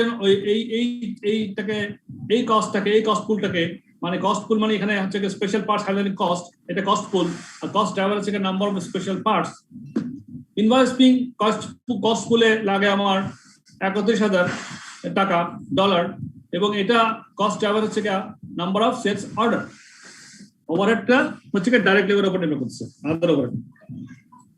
A customer has indicated an interest in placing a large order for either model M1 or M2, and the sales manager wished to try to sell the higher priced model M2. একটা customer যে কোনো একটা model কিনতে চায়, M1 হোক M2 হোক। Sales manager বলতেছে যে না, সেলস ম্যানেজার যেটা হচ্ছে আমি মডেল 2টা বিক্রি করবো, কারণ ওটাতে প্রাইস রেটটা হায়ার। দেখেন এখানে sales price per unit model 2 হচ্ছে 73, মডেল 1 হচ্ছে 54। সেলস প্যানেল যেটা বেশি দামি সেটাই বেচবো। তাহলে requirement C calculate the profit per unit for each model using ABC. আমরা এখন এবিসি করে প্রফিট বের করতে, প্রফিট বের করার আগে অবশ্যই আমাকে কস্ট পার ইউনিট বের করতে হবে না? আপনারা এখন কিন্তু আমাকে রেসপন্স করবেন, আপনারা এখন নিজেরা করবেন। হ্যাঁ, আমি আপনাদের হেল্প করব, আপনারা করবেন। আমি আবার যাচ্ছি, আমাদের স্টেপগুলো কি ছিল। প্রথমে আমরা আইডেন্টিফাই করব, স্টেপ 1 2 3 4 থেকে পড়লাম। স্যার একটা কোশ্চেন করব? হ্যাঁ, অবশ্যই করবেন। স্যার আমি এতক্ষণ আপনি যা বললেন, মানে এবিসি মেথডে ইন সামারি যদি আমরা বুঝি, সেটা হলো ফাংশনাল ওয়াইজ ওভার একটা ডিস্ট্রিবিউশন করা, ফাংশনালিটি অনুযায়ী, মানে ফাংশনাল ডিপার্টমেন্ট ওয়াইজ ডিস্ট্রিবিউট করতে হবে। ফাংশনাল কথাটা এখানে অ্যাপ্রোপ্রিয়েট হবে না, কেন জানেন? আপনাকে এখানে অ্যাক্টিভিটি বলতে হবে। একটা ফাংশনাল ডিপার্টমেন্টের মধ্যে অনেকগুলো অ্যাক্টিভিটি কাজ করে। তো একটা ফাংশনাল ডিপার্টমেন্টের যে কস্ট আছে সেটাকে কোন যে কয়টা অ্যাক্টিভিটি উপর নির্ভর করছে সেই কয়টা অ্যাক্টিভিটি আমরা বের করব। বের করে অ্যাক্টিভিটি অনুযায়ী এটাকে যখন চার্জ করবো তখন এটা আরো বেশি পিওর হবে। ওই জন্য অ্যাক্টিভিটি কথাটাই অ্যাপ্রোপ্রিয়েট হবে এখানে। তবে আপনার কথা ঠিক আছে যে আমরা ওই অ্যাক্টিভিটি অনুযায়ী ভাগ করবো। জি স্যার। তা আমাদের স্টেপিং গুলো ছিল, স্টেপ 1 ছিল group production overheads into activities, identify cost drivers for each activity, calculate cost drivers rate for each activity. আমরা cost driver rate for each activity বের করতে হবে এখন আমাদের। এটা হচ্ছে আমাদের একটু কষ্ট, একটু মানে চিন্তার কাজ, মানে ঘাবড়ানোর কিছু নাই, ইটস ভেরি ইজি। জাস্ট কনসেপ্টে আমরা এখানে আনতে যাচ্ছি। Absorb the activity cost into product and calculate food production. তাহলে এই ক্ষেত্রে দেখেন আমাকে আমরা কি চিন্তা করবো প্রথমে। আমাদের তো এখানে ওভারহেড কস্ট থেকে মানে বলে দিচ্ছে না, টোটাল ওভারহেড কস্ট 3,08,600 টাকাটা কিভাবে হইলো। সেট আপ কস্ট আছে, ম্যাটেরিয়াল হ্যান্ডলিং কস্ট আছে এবং প্রত্যেকটা কস্টের কস্ট ড্রাইভারকে সেটা বলে দিচ্ছে। আমরা প্রথমে দেখি যে সেট আপ কস্ট 57,600 টাকায় বলতেছে cost driver number of setups. Number of setups আমার কোন প্রোডাক্টে কত নাম্বার অফ সেটআপস লাগে, তাহলে আমরা সেটা বের করি আগে। তাহলে এখানে ইনফরমেশন কি আছে আবার রিভিউ করি। Annual sales, number of sales orders, sales price unit, direct material cost, direct labour hour per unit, direct labor rate per hour, special parts per unit, production batch sizes, steps, setups per batch, production batch size. তাহলে এখানে একটা কথা আছে setups per batch। আমার এখানে cost ড্রাইভারটা setup cost হচ্ছে কি যা আছে 57,600, এর মধ্যে আমার cost driver number of setup. তো সেটআপ পার ব্যাচ হচ্ছে কি M1 এ লাগে একটা, M2 লাগে 3টা। তাহলে আমার কয়টা সেটআপ লাগে সেটা বের করতে হবে। হ্যাঁ, তাহলে আমার প্রোডাকশন ব্যাচ সাইজ বলছে 2000 ইউনিট, আমি প্রোডাকশন করব 8000 ইউনিট। তাহলে আমার কয়টা সেটআপ লাগতেছে এখানে? 4টা সেটআপ স্যার। জি 4টা সেটআপ। বুঝি নাই। 4 স্যার, 4 মানে আমি কি করলাম তাহলে 8000 কে 2000 দিয়ে ভাগ করলাম। প্রত্যেক ব্যাচে 2000 করে প্রোডাকশন হয়, তাহলে 8000 করতে 4টা ব্যাচ লাগে। তাহলে আমার সেটআপ পার ব্যাচ কয়টা? একটাই। পার ব্যাচে একবারে সেটআপ করতে হয়। এই যে সেটআপ কস্ট আছে এটা তো আমার নাম্বার অফ সেটআপস এর উপর নির্ভর করতেছে। আমার সেটআপ লাগে একটাই, পার ব্যাচে একটা লাগে। তার মানে 2000 ইউনিট একটা লাগলে 8000 ইউনিট 4টা লাগে। তাহলে 4 × 1, তাহলে 4টা সেটআপ আমার নাম্বার অফ সেটআপস আছে M1 এর ক্ষেত্রে। M2 এর ক্ষেত্রে কয়টা আছে সেটআপ? 240টা। রাইট। কে বলছেন 240টা? যতীন্দ্র চন্দ্র বর্মা। আপনি কিভাবে করলেন বলেন তো একটু, সবাইকে শোনান। স্যার এখানে ওই যে ইউনিটস হলো 8000 divided by 100 equal to number of setup, আর পার সেটআপে আপনার লাগতেছে 3টা, পার ব্যাচে লাগতেছে 3টা সেটআপ। হ্যাঁ, 80টা গুণন 3টা। হ্যাঁ, 8000 ভাগ 100, 8000 সেলস প্রোডাকশন 100 ইউনিট করে পার ব্যাচে প্রোডাকশন হয়। তাহলে 8000 কে আমি 100 দিয়ে ভাগ করলে আমার 80টা প্রোডাকশন ব্যাচ হয়। 80টা প্রোডাকশন ব্যাচে আমার পার ব্যাচে সেটআপ লাগে 3টা, 3 8 24, 240টা সেটআপ। তাহলে মোট সেটআপ লাগতেছে কয়টা? 284। হ্যাঁ, 244। 244। M1 এ লাগে আমার 4টা, M2 তে লাগে 240টা, 240 লাগে। একটু পর্যন্ত কারো কোনো প্রশ্ন আছে? এই একটা বুঝতে, এই যে এই জিনিসটা বুঝতে কারো কোনো প্রশ্ন আছে কিনা বলেন, নাকি সবাই বুঝছেন? নো স্যার বুঝছি স্যার। বুঝেন নাই কেউ এবং কেউ আছে কিনা না বুঝলে বলেন যে বুঝি নাই স্যার এটা। কারণ এটাই আমাদের হিসাব এখানে আর কিছু নেই। 240টা স্যার। ইন টোটাল 240টা না? টোটাল দুইটা মিলে 240টা। ইন টোটাল 240টা 244 টোটাল 240টা। রাইট, ঠিক আছে স্যার। হ্যাঁ বলেন প্লিজ। আমি বুঝতে পারিনি 240 কিভাবে এসেছে। আপনি বুঝতে পারেননি বলছেন? আমি আপনার কথা বুঝতেছি না, একটু জোরে বলেন। আমি বুঝতে পারতেছি না 240 কিভাবে এসেছে। আচ্ছা 240 কিভাবে আসছে বা 244 কিভাবে আসছে আবার বলি শুনেন। একটা বুঝলে কিন্তু বাকিটা আমার পুরো অঙ্কটাই বোঝা হয়ে যাবে সবারই।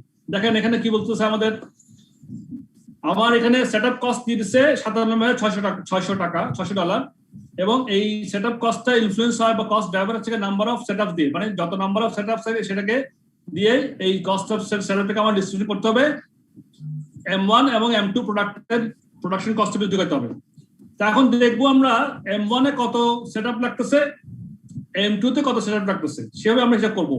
তাহলে আমার M1 এ দেখেন, আমার এখানে সবাই উপরে দেখেন অ্যানুয়াল সেলস, এটাই প্রোডাকশন। তো এখানে লেখা আছে 8000 ইউনিট, M2 তে 8000 ইউনিট। তা আমার নিচে দেখেন এখানে প্রোডাকশন ব্যাচ সাইজ 2000 ইউনিট করে একটা ব্যাচের মধ্যে প্রোডাকশন হয় এবং সেটআপ পার ব্যাচ একটা। আচ্ছা 2000 করে যদি আমার এক ব্যাচে হয় তাহলে 8000টা প্রোডাকশন করতে আমার লাগে কয় ব্যাচ? চার ব্যাচ লাগে। মানে 8000 কে 2000 দিয়ে ভাগ করলে 4 ব্যাচে আমি 8000 প্রোডাকশন করতে পারি। আচ্ছা তাহলে আবার প্রত্যেকটা ব্যাচে আমার একটা সেটআপ লাগে, তাহলে আমার 4টা ব্যাচে প্রোডাকশন হবে। 4 ব্যাচে কয়টা সেটআপ? 4টা সেটআপ লাগবে। 4টা লাগতেছে। আবার আসেন আমরা এবার মডেল 2টা হিসাব করি। আমার 8000 প্রোডাকশন আর পার ব্যাচে প্রোডাকশন সাইজ হচ্ছে 100 ইউনিট। তাহলে আমার কয়টা ব্যাচ প্রোডাকশন করতে হবে? 8000 ভাগ 80টা। হ্যাঁ 80টা ব্যাচ করতে হবে এবং বলছে সেটআপ পার ব্যাচ 3টা করে সেটআপ করতে হয়। তাহলে 80টা ব্যাচে আমার 3 240টা সেটআপ 40 ইউনিট পার ব্যাচ। হ্যাঁ তাহলে মডেল 1 এ আমরা পেয়েছিলাম 4টা সেটআপ, মডেল 2 তে পেলাম 240টা সেটআপ। টোটাল হলো 4 যোগ 240 244। আচ্ছা পরে ওটার সাথে অ্যাড হয়ে যাবে স্যার, দুইটা অ্যাড হয়ে যাবে স্যার। দুইটা অ্যাড করে টোটাল করলাম। একটু পর্যন্ত 244 সেটআপ হচ্ছে। এটা আর কোনো কনফিউশন আছে কিনা বলেন? Okay sir okay. একজন মেয়ে প্রশ্ন করছিলেন, আমি নাম জিজ্ঞেস করি নাই, উনি বলেন বুঝছেন কিনা? বুঝতে পেরেছেন, থ্যাংক ইউ। তাহলে দেখেন তাহলে 244 সেটআপ না, তাহলে আমার টোটাল সেটআপ কস্ট যেটা 97,600 আছে ওইটাকে যদি আমি 244 দিয়ে ভাগ করলে আমার সেটআপ কস্ট পার সেটআপে কত দেবে? তাহলে করেন পার সেটআপ তাহলে কত? 400 করে বলুন। 97,600 ভাগ 244 কত হয়? 400। সবার 400 হয়েছে তো নাকি? স্যার 400 ভুল করলে হবে না স্যার। হ্যাঁ কই ভুল করলে সবার মিলবে না, এমনি সবার 400 না। সবার 400 হয়েছে কিনা বলেন, এটা যদি একটা ক্লিয়ার করতে পারি না তাহলে কিন্তু 400 হয়েছে। হ্যাঁ তাহলে বাস এবার তো সহজ।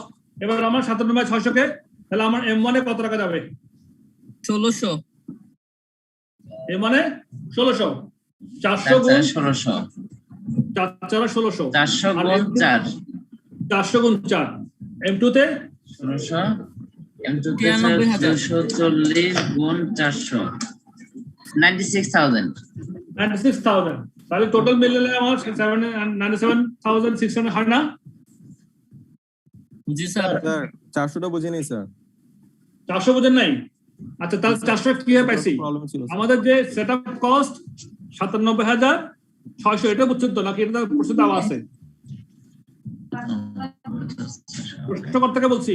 সেটআপ কস্ট কত দেওয়া আছে আমাদের প্রশ্নে? 97,600। আমরা টোটাল সেটআপ কত হবে হিসাব করছিলাম। M1 এর 4টা, M2 তে 240টা। এটা বুঝছিলেন আপনি? জি স্যার। তাহলে টোটাল সেটআপ কয়টা? 244। 244। তাহলে আমি সেটআপ কস্ট 97,600 কে 244 দিয়ে ভাগ করলে পার সেটআপে কত কস্ট বের করে ফেলতে পারতেছি। তাহলে সেটা হয় 97,600 যোগ ভাগ 244 সমান সমান 400 টাকা হয়, $400 হয়। $400 হলে আমার মানে একটা সেটআপ লাগে, এক ইউনিটে পার সেটআপ পার ব্যাচ একটা লাগে, তাহলে 400 যেতে মানে 4টা লাগে স্যার, এজন্য 4 4 1600 হবে। 4 4 1600 স্যার আমি একটু বলবো, স্যার আমি একটু বলবো। হ্যাঁ বলেন। দেখেন স্যার, আমরা প্রথম থেকে যেটা আসছে, আমরা M1 এ পাইছি 4টা, রাইট স্যার, আর ওটাতে পাইছি 240টা, ইন টোটাল 240টা। তাহলে আমি যদি 97,600 ডিভাইডেড 240 ইনটু 4, একটাতে 1600 আর একটাতে বাকিটা লাগতেছে, এভাবে হবে না? এটা স্যার ইজি আর কি, ঠিক আছে। আপনি কিন্তু ওটা গুণ করবেন, এটা আমি রেশিও ডিস্ট্রিবিউশন করতেছি, যেটা 4:240 লাগে, একটা 4টা লাগে, আটটা লাগে 240টা। জি স্যার, ইন টোটাল 240। 97,600 ভাগ 244 ইনটু 4, এটা গেল একটা। জি স্যার, আবার 97,600 ভাগ 244 ইনটু 240। জি স্যার, এটা একটা দিলেন, সেটাও হয় বা পার্সেন্টেজ ওয়াইজ ডিস্ট্রিবিউট করে দিলে, ঠিক আছে, এটাও হয়, কোনো অসুবিধা নেই। আমি আপনাদেরকে প্রথম দিন থেকে বলছি, এই সাবজেক্টে কম্পিটিশনাল সমস্যা কিন্তু খুব কমপ্লিকেটেড না। হ্যাঁ, তারপরে আমরা পরীক্ষা কেন পাস করি না? পাস করি না একটা কারণে যে আমরা ফুল কনসেপ্ট নিয়ে পরীক্ষাতে আসি না। হ্যাঁ, আমরা পরীক্ষা হলে এসে কনফিউজ হয়ে যাই, এটা করবো না ওটা করবো, এভাবে করবো না ওভাবে করবো। কনফিউশন আমাদের থাকবে না। আমরা বলছি যে আমরা এই যে 30টা ক্লাসের মধ্যে আমার সমস্ত কনফিউশন আমরা দূর করে ফেলবো, কোনো কথা নাই আর। তারপরে শুধু প্রশ্ন পড়বেন, আনসার করবেন, ইনশাআল্লাহ কোনো ঝামেলা হবে না। স্যার মাঝে মাঝে স্যার অঙ্ক পড়ে বোঝাটা একটু কঠিন হয়ে যাচ্ছে, যদি মাঝে মাঝে টেবিলটা high. that is the main thing, that is the basic thing, যে আপনি অঙ্ক করে বুঝলেন এন্ড তারপর আপনি আনসার করলেন, এটাই হচ্ছে আপনার কারিশমা, এটাই তো মেইন স্যার, এটাই মেইন আইসিএমএস, এটাই মেইন। হ্যাঁ, সো আমি এজন্যই সবাই বেশি কথা বলতে চাই, থিওরিটিক্যাল অ্যাসপেক্টের জন্য আমি বেশি কথা বলতে চাই, আপনার সঙ্গে বেশি ইন্টারেকশন করি, এই জন্যই যেন আমি বুঝার চেষ্টা করি যে আপনাদের কনসেপ্টের মধ্যে কোনো খাদ নাই। ইনশাআল্লাহ খাদ না থাকলে আমরা পাস করবো, শিওর। আচ্ছা, নেক্সট আসে ম্যাটেরিয়াল হ্যান্ডলিং কস্ট ভাগ করি। এবার আমরা ম্যাটেরিয়াল হ্যান্ডলিং কস্ট কত আছে? 42,000 টাকা আছে। এটার কস্ট ড্রাইভার কি? Number of batches. তাহলে আমার কত ব্যাচ লাগে? আমরা একটা আর তিনটা 84 স্যার টোটাল এখানে। হ্যাঁ, তাহলে এখানে আমার ব্যাচ হচ্ছে গিয়া এই কয়টা ব্যাচ লাগে? আমরা তো আগে নাম্বার অফ সেটআপস এর সময় হিসাব করছিলাম যে 8,000 কে 2,000 ভাগ করলে আমার 4টা ব্যাচের প্রোডাকশন মডেল 1টা হয়ে যায়, 4টা ব্যাচে। আর মডেল 2 তে লাগে আমার কয়টা? 80টা ব্যাচে। তাহলে মোট আমার ম্যাটেরিয়াল আমার ব্যাচ হয় মোট কয়টা? 4 ব্যাচ আর 80 ব্যাচ, মোট 84টা। 84 4 যোগ 80, 84টা ব্যাচ আমার লাগে, প্রোডাকশনের ব্যাচ লাগে মডেল 1 মডেল 2 প্রোডাকশন করতে। তাহলে আমার ইজি হয়ে গেল। তাহলে আমি 42,000 ম্যাটেরিয়াল হ্যান্ডলিং কস্ট যেটা আছে সেটা কত দিয়ে ভাগ করব? 84 দিয়ে। 500 টাকা পরে ইন্ডিভিজুয়াল ডিস্ট্রিবিউশন ভাগ করে আমি 2,000 আর 40,000। 84 দিয়ে 42,000 কে যদি আমি 84 দিয়ে ভাগ করি তাহলে কত টাকা হয়? পার ব্যাচে কত হয়? 500 টাকা হয়। এবার আমি মডেল 1 এ আমার কয়টা ব্যাচ লাগে? 4টা। 2,000 4 ব্যাচে কত টাকা লাগলো? 2,000 লাগছিল মডেল 1 এ। তাহলে মডেল 2 তে আমার 80টা ব্যাচ, 500 টাকা অনুযায়ী 80টা ব্যাচে কত টাকা? 40,000 টাকা। ক্লিয়ার? টোটাল 42,000। জি স্যার। তাহলে আমরা দুইটা কস্ট আমরা এলাবোরেট করলাম, সেটআপ কস্ট করলাম, ম্যাটেরিয়াল হ্যান্ডলিং কস্ট করলাম। এবার আসেন দুইটার মধ্যে একটা পাইলে তো অটোমেটিক্যালি একটা পেয়ে যায়, তাই না? পেয়ে যাচ্ছে। স্যার একটা কোশ্চেন আছে, কিন্তু আমরা গুণ করে বের করব, ওটা বেটার প্র্যাকটিস। ওকে স্যার একটা কোশ্চেন আছে। স্পেশাল পার্ট হ্যান্ডলিং কস্ট বলতেছে এখন কত? 50,000 টাকা। এটার কস্ট আবার কি? Number of special parts. তাহলে নাম্বার অফ স্পেশাল পার্টস কয়টা লাগে সেটা আগে দেখি আমরা। 16,000 আর হলো 64,000 ইউনিটস। হ্যাঁ, কারণ এখানে number of special parts per unit দুইটা লাগে মডেল 1 এ, তাহলে 8,000 ইউনিট লাগে, 8 গুণ 16,000। আর মডেল 2 তে লাগে 8টা করে 64,000। তাহলে মোট কত? মোট কত 80,000 80,000 16,000 যোগ 64 কত হয়? যোগ 80,000 80,000 80,000। তাহলে এবার 50,000 50,000 টাকা যেটা আছে খরচ ওটাকে 80,000 দিয়ে ভাগ করেন। ভাগ করলে আমার পার স্পেশাল পার্টস এর মুভমেন্টের জন্য হ্যান্ডলিং এর জন্য যে খরচ সেটা বের করতেছি 50,000 ভাগ 80,000 কত হয়? 5 ভাগ 8 দিলে হয় 5 ভাগ 8 0.625 সবাই পাইছেন না? জি স্যার। তাহলে এবার আমার মানে কত হবে বলেন? 8 দুগুণে 16 ইনটু 16,000 10,000 আসছে 10,000 আর ওটা 40,000 আসবে। হ্যাঁ কত হবে? 10,000 স্যার। তার একটা 10,000 হলো বাকিটা 40,000 সেম নিয়ে দেন। বাকিটা করি না, যে বেটার প্র্যাকটিসে আসেন, গুণ করে করেন। 0.265 ইনটু 0.625 40,000 0.65 ইনটু 64,000 ইকুয়াল টু 40,000 তাহলে কি হবে? 0.625 ইনটু 40,000 2 পার্টস না 2 পার্টস ইনটু 8,000 টাকা। 10,000 টাকা আমি অ্যালোকেট করব কোথায়? মনে অ্যালোকেট করব, তাই তো? মনে রাইট স্যার। এটা বুঝি নাই স্যার। এটা বুঝেন নাই? ফ্যান্টাস্টিক। আবার বুঝাই স্যার এটা না স্যার, ওই যে 16,000 আর 64,000 প্রথম থেকে বুঝি নাই স্যার, মানে স্পেশাল পার্টস থেকে। আচ্ছা বলি শুনেন, তাহলে শুনেন 16,000 64 কিভাবে হইলো। আমার এখানে দেখেন অঙ্কে এই যে আমার কার্সর দেখেন, কম্পিউটার কার্সরটা লেখা আছে কোথায়? স্পেশাল পার্টস পার ইউনিট 2টা লাগে M1 এ, 8টা লাগে M2 তে। দেখতে পাচ্ছেন এটা? পার ইউনিট সাবসেক্টর পার ইউনিটে স্পেশাল পার্টস লাগে 2টা, M1 এ M2 তে লাগে 8টা। দেখতে পাচ্ছেন কিনা বলেন? প্রশ্নকর্তা কে? জি স্যার দেখতে পাচ্ছি স্যার। দেখতে পাচ্ছেন? তাহলে পার ইউনিটে 2টা লাগলে 8,000 ইউনিটে কত লাগে বলেন আপনি? স্যার 16,000। 16,000। তাহলে 16,000 পেলেন। আর এখানে মডেল 2 তে 8,000 আছে, পার ইউনিট লাগে 8টা। তাহলে 8টা কত? কত হাজার? 64,000। তো 64,000 16,000 যোগ করলে কত হবে? 80,000। 80,000। জি স্যার। তাহলে আপনার 80,000 ইউনিট লাগতেছে মোট স্পেশাল পার্টস। তাহলে আপনার এখানে ওই স্পেশাল পার্টস হ্যান্ডলিং কস্ট কত টাকা বলা আছে এখানে? 50,000 টাকা স্যার। বুঝছি। এখন এটাতে ভাগ দিছে পার ইউনিট কত sir? 0.625 0.625 into 2 unit per model 1 এ 2 ইউনিট করে ধরেন 0.625 কে 2 দিয়ে গুণ করলে স্যার 10,000 ইনটু 8,000। তাহলে 10,000 পেয়ে গেলেন। এবার বুঝছেন স্যার? এখানে 0.625 যেটা, এটাকে কি 2 দিয়ে গুণ দিব? দিবেন না? তাহলে এখানে 2টা করে ইউনিট লাগে M1 এ, আর মডেল 2 তে লাগে 8টা করে। স্যার 2 দিয়ে গুণ দিয়ে তারপর হচ্ছে 8,000 দিয়ে আবার গুণ দিব। গুণ করবেন, তাহলে কত হয়? স্যার একটা 10,000 একটা 40,000। 10,000 আর 40,000। 40,000টা আপনি কিভাবে পাচ্ছেন? গুণ করে আমাকে দেখান, বলেন দেখি। স্যার এটা হচ্ছে 0.625 গুণ 8 গুণ 8,000। Very good. এই হিসাব। এবার আমরা করব ইনভয়েসিং। ইনভয়েসিং কত আছে? ইনভয়েসিং আছে 31,000 নাম্বার অফ সেলস অর্ডার 250। হ্যাঁ, নাম্বার অফ সেলস অর্ডার কত? এখানে বলা আছে উপরে সেকেন্ড লাইনে লেখা আছে নাম্বার অফ সেলস অর্ডার 60 এবং 50। 110। হ্যাঁ, তাহলে কত হইলো? 310 স্যার। 310 310 ডিভাইডেড 30,000 ভাগ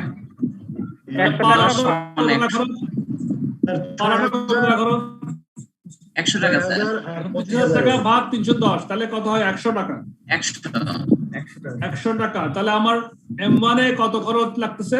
6,000 টাকা স্যার। M2 তে লাগবে 25,000। হ্যাঁ, M1 এ 6,000, M2 তে 25,000। 25,000। তাহলে এটাও অ্যালোকেট করে দিলাম। তাহলে বাকি থাকলো একটা আদার ওভারহেডস। আদার ওভারহেডস কিসের উপর নির্ভর করছে? ডাইরেক্ট লেবার আওয়ার্স এর উপর নির্ভর করছে। ডাইরেক্ট লেবার আওয়ার কত আছে আমাদের দেখেন? লেবার আওয়ার্স মানে 2 ঘন্টা আর 2.5 ঘন্টা পার ইউনিট। ঘন্টা আর 2.5 ঘন্টা। তাহলে 8,000 ভাগ করে দেন এবার। 8,000 আর দুগুণ 16 30,000। 20,000। 30,000। তাহলে M মানে কত, M2 কত আপনারাই করে দেন, আমি আর বলতেছি না এটা। তো 2 ঘন্টা 2.5 ঘন্টা এটা কোথায় আছে স্যার? স্যার লেবার আওয়ারটা স্যার কোথায় দেয়া আছে স্যার? এই মাঝখানে direct labour hours per unit 2 ঘন্টা মানে M2 তে 2.5 ঘন্টা। হ্যাঁ, 3 টাকা পার আওয়ার। পার ইউনিটের সাথে পার ইউনিট লাগে, পার ইউনিটে 2 ঘন্টা লাগে M1 এর, 2.5 ঘন্টা লাগে M2 এর। তাহলে 18 ইউনিটে M1 এর লাগে আর 16 ঘন্টা, আর M2 লাগে 0.5 দিয়ে গুণ আর 20000 ঘন্টা লাগে। 38,060 20,000 16,000। তাহলে আমার করতে হবে কি এখন স্যার? পার আওয়ার কত? 108 ভাগ 36,000, তাই না? জি স্যার। 3 টাকা করে পার আওয়ারে আমার লাগতেছে, গুণ M1 এ কত দিব? কত বেরিয়েছিল আমাদের? 16,000 16,000 গুণ 3 গুণ 16,000 48,000। জি। M2 তে স্যার 60,000। 60,000 টাকা। স্যার একই নিয়ম বলেন। স্যার ইনভয়েসিং স্যার এখানটা একটু বুঝাইলে একটু মানে আমি বুঝতে পারি ইনভয়েসিং না। একটা খরচ, এটা একটা ওভারহেড খরচ, ইনভয়েসিং একটা ওভারহেড খরচ, হ্যাঁ এক ধরনের খরচ। এটা নির্ভর করছে আমার সেলস অর্ডারের উপর। সেলস যখন করি তখন আমরা সেলস ইনভয়েস ইস্যু করি না, সেলস ইনভয়েস ইস্যু করতে আমার কিছু খরচ আছে, ওই খরচটা হচ্ছে ইনভয়েসিং কস্ট, এটা একটা ওভারহেড। তাহলে এটা নির্ভর করছে আমার ইনভয়েসিং 31,000 টাকা আমার নাম্বার অফ সেলস অর্ডারের উপর নির্ভর করছে। নাম্বার অফ সেলস অর্ডার আমার এখানে 60টা এবং 250টা বলে দিচ্ছে, তার দুটো যোগ করলে 60 যোগ 250 তাহলে 310টা সেলস অর্ডার হয় আমার। 310টা সেলস অর্ডারে আমার খরচ করছি 31,000 টাকা। তাহলে একটাই কত করছি? 31,000 ভাগ 310 মানে 100 টাকা করে খরচ হয়। ওকে স্যার, বুঝতে পারছি। ইনভয়েসিং এ তাহলে 100 টাকা খরচ হলে আমার এই মোট কয়টা লাগে? 60টার জন্য লাগে 600 গুণ 60 গুণ 100 6,000, 250 গুণ 100 25,000। তাহলে আমাদের এখন ওভারহেডটা এবিসিটি হিসেবে আমরা ক্যালকুলেশন করে গেছি না, কস্ট গুলো এবং কস্ট অনুযায়ী এটা বুঝে গেছি, তার কোনো ঝামেলা নাই। স্যার আদার ওভারহেডটা স্যার আরেকটু স্যার একটু আদার ওভারহেডটা একই রকম। আদার ওভারহেডটা নির্ভর করছে কিসের উপর বলেন আপনি? প্রশ্নকর্তার নাম বলার আগে। জাহাঙ্গীর আলম স্যার। জাহাঙ্গীর, আপনি দেখেন তো এখানে লেখা আছে আদার ওভারহেড কস্ট ড্রাইভার কি ডাইরেক্ট লেবার আওয়ার্স বলা আছে না? জি স্যার। তাহলে আমার ডাইরেক্ট লেবার আওয়ার্স কত ঘন্টা কত ইউনিট কত কোনটাতে লাগে সেটা দেখি। প্রশ্নে বলা আছে direct labour hours per unit, model 1 এ 2 ঘন্টা, মডেল 2 তে 2.5 ঘন্টা। দেখতে পাচ্ছেন? জি স্যার। দেখতে পাচ্ছেন? তাহলে আমার মডেল 1 এ 2 ঘন্টা 1 ইউনিটে, 8,000 ইউনিটে আর দুগুণ 16,000 ঘন্টা। জি স্যার। আর মডেল 2 তে 2.5 ঘন্টা করে পার ইউনিটে, 8,000 এ 8,000 গুণ 2.5 ঘন্টা মানে 20,000 ঘন্টা। তাহলে মডেল 1 এ 16,000 যোগ মডেল 2 এর 20,000 মোট 36,000 ঘন্টা কাজ করি। এই 36,000 ঘন্টার জন্য আমার ওভারহেড আদার ওভারহেড লাগে 1,08,000 টাকা। তাহলে এক লেবার আওয়ার জন্য কত লাগে? 108 1,08,000 ভাগ 36,000 ঘন্টা। তাহলে আমি পেয়ে গেলাম কত টাকা? 3 টাকা স্যার। 3 টাকা। জি স্যার 3 টাকা। 3 টাকা পেয়ে গেলাম। $3 $3 পেয়ে গেলাম। তাহলে এবার আমার মডেল 1 এর কত ঘন্টা লাগে? 2 ঘন্টা। 16,000 গুণ 3 300 48,000 ঘন্টা গুণ 3 48,000 আর 60,000 48,000 এবং প্রশ্ন করছিলেন কি আপনি বুঝতে পারছেন কি না? জি স্যার, বুঝতে পারছি স্যার। তাহলে এভাবে আমরা স্যার সবগুলা কোশ্চেনের ভিতরে কি এরকম কস্ট ড্রাইভার গুলো আইডেন্টিফাই করে দিবে স্যার না? কিছু কিছু জি ওকে স্যার দিবে। আর যদি আপনাকে প্রশ্ন বোঝে পরেও আপনাকে বুঝতে হতে হবে যে কোনটা মিন করতেছে। Meaning of the question, to understand the meaning of the question, this is really vital. Cost driver mention করার পসিবিলিটি খুবই কম, তো সহজ হয়ে গেল না। আপনাকে মোটামুটি হিন্ট দিয়ে দিবে, আপনি মোটামুটি জ্ঞান বুদ্ধি নিয়ে থাকলে আপনি বুঝতে পারবেন ইনশাল্লাহ, ওটা বুঝতে পারবেন। বুঝছেন না? একদম খুব টাফ করে দিবেন আপনাকে। কারণ আমাদের কথা হচ্ছে আমরা বেসিক জিনিসটা বুঝতেছি কিনা আমরা ওটা জাস্টিফাই করবো। তো সুতরাং যাই হবে আপনি যদি কনসেপ্ট ফুল নিয়ে যান আপনাকে আটকাতে পারবেন না কোথাও ইনশাল্লাহ। এই জন্য আমি বারবার বলছি concept concept concept concept concept concept থাকলে কোনো অসুবিধা নেই। এখন আমাদের প্রফিট বের করতে হবে। তাহলে আমরা যে কস্ট বের করে গেলাম, এবার আমরা বাকিটা পারবো। আমাদের যে এখানে বলা আছে সেলস কত? 8,000। হ্যাঁ, তাহলে যেমন একটা করি আমরা M1 টা করি। M1 এর সেলস হচ্ছে কি আপনার 54 টাকা করে, 8,000 গুণ করলে কত? 4,32,000 4,32,000 ডাইরেক্ট বেনিফিট কত লাগে 11 টাকা 88,000 88,000 লাগে যোগ করেন ডাইরেক্ট লেবার যোগ করেন 2 ঘন্টা করে লাগে 28,000 হ্যাঁ ডাইরেক্ট লেবার আওয়ার লাগে 2 ঘন্টা রেটটা হচ্ছে 8 টাকা তাহলে 8 দুগুণ 16 টাকা করে পার ইউনিট লাগে 16 টাকা গুণ 8,000 ইউনিট অথবা 8,000 ইউনিট গুণ 2 ঘন্টা করে লাগে এক ইউনিটে গুণ 8 টাকা করে পার রেট তাহলে কত হয় ওই তো যেটা আগে বের করেছিলাম আমরা স্যার 1,28,000 1,28,000 আর আদার ওভারহেড আমরা যেটা বের করছি এখন এটা 67,600 কত 67,600 67,600 তাহলে এই তিনটা কস্ট যোগ করেন যোগ করে 2,83,600 2,83,600 টোটাল কস্ট সেলস ছিল আমার 4,32,000 থেকে 2,83,000 প্রফিট কত 1,48,400 স্যার হ্যাঁ 1,48,400 ঠিক একই রকম ভাবে আমরা M2 টাও হিসাব করি আমার সেলস প্রাইস কত 73 করে 8,000 ওভারহেডটা 67,600 ওই যে আমরা 1,08,000 তে ভাগ করছি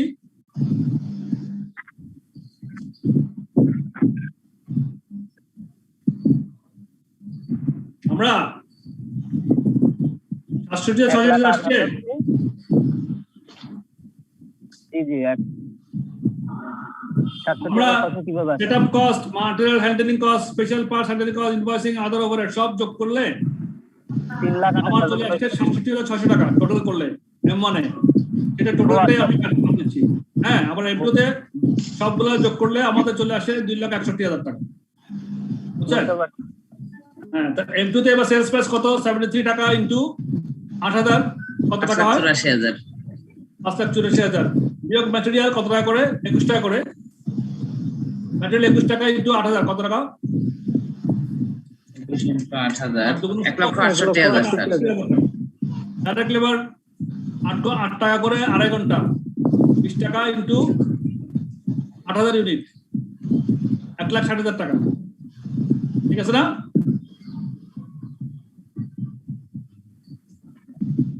ডাইরেক্ট লেবার কত টাকা 1,60,000 160 8,000 ইউনিট আড়াই ঘন্টা করে লাগে গুণ 8 টাকা তাহলে 160 টাকা 1,60,000 আর আদার ওভারহেড এইগুলাকে আমরা যে অ্যাপোর্শন করছি টোটাল করলে 2,61,000 হয় ওটা যোগ করেন টোটাল তাহলে আমার টোটাল কস্ট কত হচ্ছে 5,89,000 আচ্ছা সেলস প্রাইস ছিল 5,84,000 আর কস্ট হয়ে গেল 5,89,000 তাহলে কি হলো লস হয়ে গেল 5,000 স্যার 5,000 লস হয়ে গেল কেমন এখন এই হচ্ছে অঙ্ক মোটামুটি তাহলে আমাদের প্রশ্ন ছিল কি calculate the profit per unit তাহলে পার ইউনিট করে ফেলেন 5,000 কে আপনি যদি ওই 8,000 দিয়ে কত ইউনিট 8,000 দিয়ে ভাগ করলে কত হয় 0.625 স্যার আর M1 এ আমার লাভ ছিল কত 1,48,400 তাই না স্যার ভাগ ওই যে 8,000 দেন 18 টাকা 55 পয়সা স্যার 18 টাকা 55 পয়সা এই হচ্ছে পার ইউনিট চলে আসলো কেমন স্যার এখন একটা বি তে যে কথা বলা আছে hello sir using the information above identify which product the sales manager should try to sell on the basis of the information provided by your ABC analysis এখন প্রথমে কিন্তু আমাদের এই যে ম্যানেজার সাহেব সেলস ম্যানেজার কিন্তু M2 টা বিক্রি করতে চাইছিল তাই না এই যে the sales manager wished to try to sell the higher price model 2 উনি কিন্তু M2 বিক্রি করতে চাইছিল যেটা প্রাইস ছিল হায়ার কিন্তু আমরা ABC কস্টিং করে দেখলাম যে আসলে ABC মডেল 2 তে আমাদের লস হয়ে যায় সুতরাং ওটা কি আমাদের বিক্রি করা উচিত হবে না স্যার না স্যার উচিত হবে না আমাদের তাহলে বিক্রি করতে হবে কোনটা M1 টা আর মডেল 2 নিয়ে আমরা কি চিন্তা করব তাহলে বলেন as a cost management accountant as a CFO আপনি তখন কি বলবেন ম্যানেজমেন্টকে স্যার যত মানে স্যার ব্রেক ইভেন স্যার মানে যত কম লস করা যায় ততটুকু প্রডিউস করা উচিত আমাদের স্যার আমরা আসলে মূলত এখানে ফোকাস করার চেষ্টা করবো যে এটা যদি বন্ধ করে দেই তাহলে আমাদের আসলে কি অপরচুনিটি লস হচ্ছে, মানে আমাদের যে রিলেভেন্ট কস্টিং অর্থাৎ আমাদের এই যে ওভারহেডের সাথে অনেক কিছু জড়িত আছে, তো আমরা চাইলে হুট করে বন্ধ না করে আমরা অল্টারনেটিভ চিন্তা করব। স্যার ফিক্স কস্টটা বন্ধ না, প্রথমত তো আমার M1 আমার প্রথমত আমার সেল করতে হবে প্রফিটেবল, দেন M2 প্রোডাক্ট নিয়ে আমাকে চিন্তা করতে হবে আমার ব্রেক ইভেন অ্যানালাইসিস করে, আমি যতটুকু আমার বাকি থাকে ততটুকু আমি প্রোডাকশন করব, আদারওয়াইজ করব না। স্যার যতটুকু উৎপাদন করলে ফিক্সড কস্টটা উঠে যাবে, আমি ততটুকু জাস্ট ফিক্স কস্ট স্যার যতটুকু প্রোডাকশন করে উঠানো যায় কস্টটা তত জি স্যার। থ্যাংক ইউ, আপনারা অনেক পজিটিভ চিন্তা করতে পারতেছেন, এই জন্য আমি আপনাদের ধন্যবাদ জানাই। আমরা M2 পাচ্ছি, লস পাচ্ছি, তখন আমরা কি করব? M2 নিয়ে আমাদের চিন্তা করতে হবে যে M2 কে কিভাবে প্রফিটেবল করা যায়। তাহলে প্রফিটেবল করা যাওয়ার জন্য আমার যে ওভারহেড কস্ট যেগুলো আছে সেগুলোকে আমার কম্প্রোমাইজ করতে হবে, কোনো জায়গায় কিভাবে কম্প্রোমাইজ করা যায়, কিভাবে কন্ট্রোল করা যায়, ওইটাই তখন আমি চিন্তা করতে পারবো। সেক্ষেত্রে আমি ব্রেক ইভেন অ্যানালাইসিস করতে পারি, আমার কন্ট্রিবিউশনটা বের করবো, আমার ভ্যারিয়েবল কস্টগুলো বাদ দিয়ে কন্ট্রিবিউশন মার্জিন কত সেটা বের করার পরে এরপরে ওটা থেকে আমি কিভাবে কতটুকু পোর্শন আমি যে ওভারহেডটাকে মিনিমাইজ করতে পারছি কোন জায়গা থেকে, সেটা নিয়ে তখন চিন্তা করে আমার M2 টাকে প্রফিটেবল করার কথা চিন্তা করবো। এই সিদ্ধান্ত দিবেন তখন যদি প্রশ্ন করা আপনাদেরকে বলা হয় যে তুমি যদি এরকম যদি প্রশ্ন যদি এরকম যদি আসে যে আপনার তোমার কোন এটা প্রফিটেবল, কোন প্রোডাক্টটা প্রফিটেবল, আর যেটা প্রফিটেবল না তোমার নিয়ে তোমার চিন্তা ভাবনা কি, তুমি আমাকে ডিসিশন দাও। প্রশ্ন এরকম তো দিতে পারে, একটা সাজেশন দাও, একটা কমেন্ট করো, একটা ডিসিশন দাও।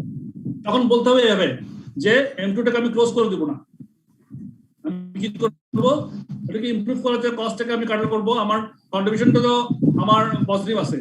আমি যদি আমি সেলস থেকে আমার কন্ট্রিবিউশন মানে ভ্যারিয়েবল এই যে ডাইরেক্ট লেবার ডাইরেক্ট কস্ট বাদ দিলে, ডাইরেক্ট ম্যাটেরিয়াল বাদ দিলে তো আমি কন্ট্রিবিউশনটা পজিটিভ, শুধু আমার ওভারহেডটাই হাই, তাহলে ওভারহেডটা কিভাবে কমাবো সেটাকে আমি চিন্তা করবো, কোন জায়গায় কমাতে পারি সেটা চিন্তা করে আমাকে এটাকে প্রফিটেবল করে এটাকে বেশি কন্টিনিউ রাখতে হবে। এই ধরনের একটা সিদ্ধান্ত দিলে তখন এটা খুবই প্রফেশনাল ডিসিশন মেকিং হিসেবে আপনি দিলেন, ওটা অ্যাপ্রিশিয়েট হবে।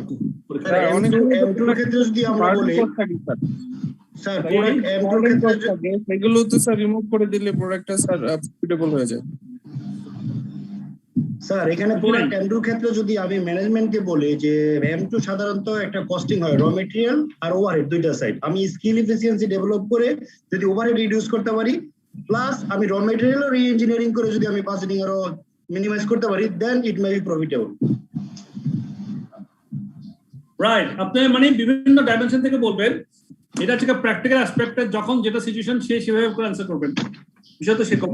হ্যাঁ, আপনি যদি আপনি বললেন যে আমার ম্যাটেরিয়ালের কথা, ম্যাটেরিয়াল যদি আপনি ম্যাটেরিয়াল কস্ট কমালে তো আপনার এখানে যদি আমার এক একজনের কমেন্টসটা এক এক রকম হবে, সেক্ষেত্রে বলেন যে আমরা সবাই মার্ক পেয়ে যাব। হ্যাঁ, কমেন্টগুলো যেটা দিবেন যুক্তিসঙ্গত কমেন্ট দিবেন। আপনি এক্সামিনারকে বোঝানোর চেষ্টা করবেন যে আপনি এটা রাইটলি আমি কোন দৃষ্টিকোণ থেকে এটা দিলাম, কোন দৃষ্টিকোণ দিলেন, এক্স্যাক্টলি দ্যাট ইজ ইম্পর্টেন্ট। আপনি যেটাই ডিসিশন দিবেন আপনি সেভাবে চিন্তা করে দিবেন, সবকিছুই আপনি আনতে পারেন কিন্তু যুক্তিসঙ্গত হইতে হবে, অযৌক্তিক কিছু দেখবেন না। আইসিএবিতে অযৌক্তিক কিছু আমরা কেউ পছন্দ করি না, যদি লেখেন কেউ তাতে আপনার ডিসক্রেডিট বলবেন যে না এসে নন প্রফেশনাল কথাবার্তা বলতেছে, কথা বলতেন নাই। আমাদের অ্যাটিটিউড থাকবে প্রফেশনাল অ্যাটিটিউড, আমরা পাস তো করবো ইনশাল্লাহ একদিন না একদিন, কিন্তু এখন থেকে আমরা প্রফেশনাল অ্যাটিটিউডে কথা বলবো, আমাদের চলনে বলনে অ্যাটিটিউডে, আমাদের ডিসিশন মেকিং এ, আমাদের কমেন্টিং এ, আমাদের কথাবার্তা সব দেখাবে। স্যার ওভারহেড কস্টটাকে কিভাবে রিডিউস করা যায় আরেকবার একটু। ওভারহেড কস্টে কিভাবে রিডিউস করা যায়, এটা তো অনেকগুলো কারণ থাকতে পারে, অনেকগুলো বিষয় থাকতে পারে। আপনি তো ওটা তো বাস কারণ আপনি তখন বলবেন সাজেস্ট করবেন যে ওভারহেডটাকে আমরা কিভাবে রিডিউস করতে পারি সেই বিষয়ে আমাদের চিন্তা করতে হবে। স্যার আগের একটা প্রবলেম ছিল স্যার আগের ক্লাসে পেজ 96 আমি আসতেছি। আজকের প্রশ্নের মধ্যে কারো কোনো প্রশ্ন করবেন কিনা বলেন আমাকে।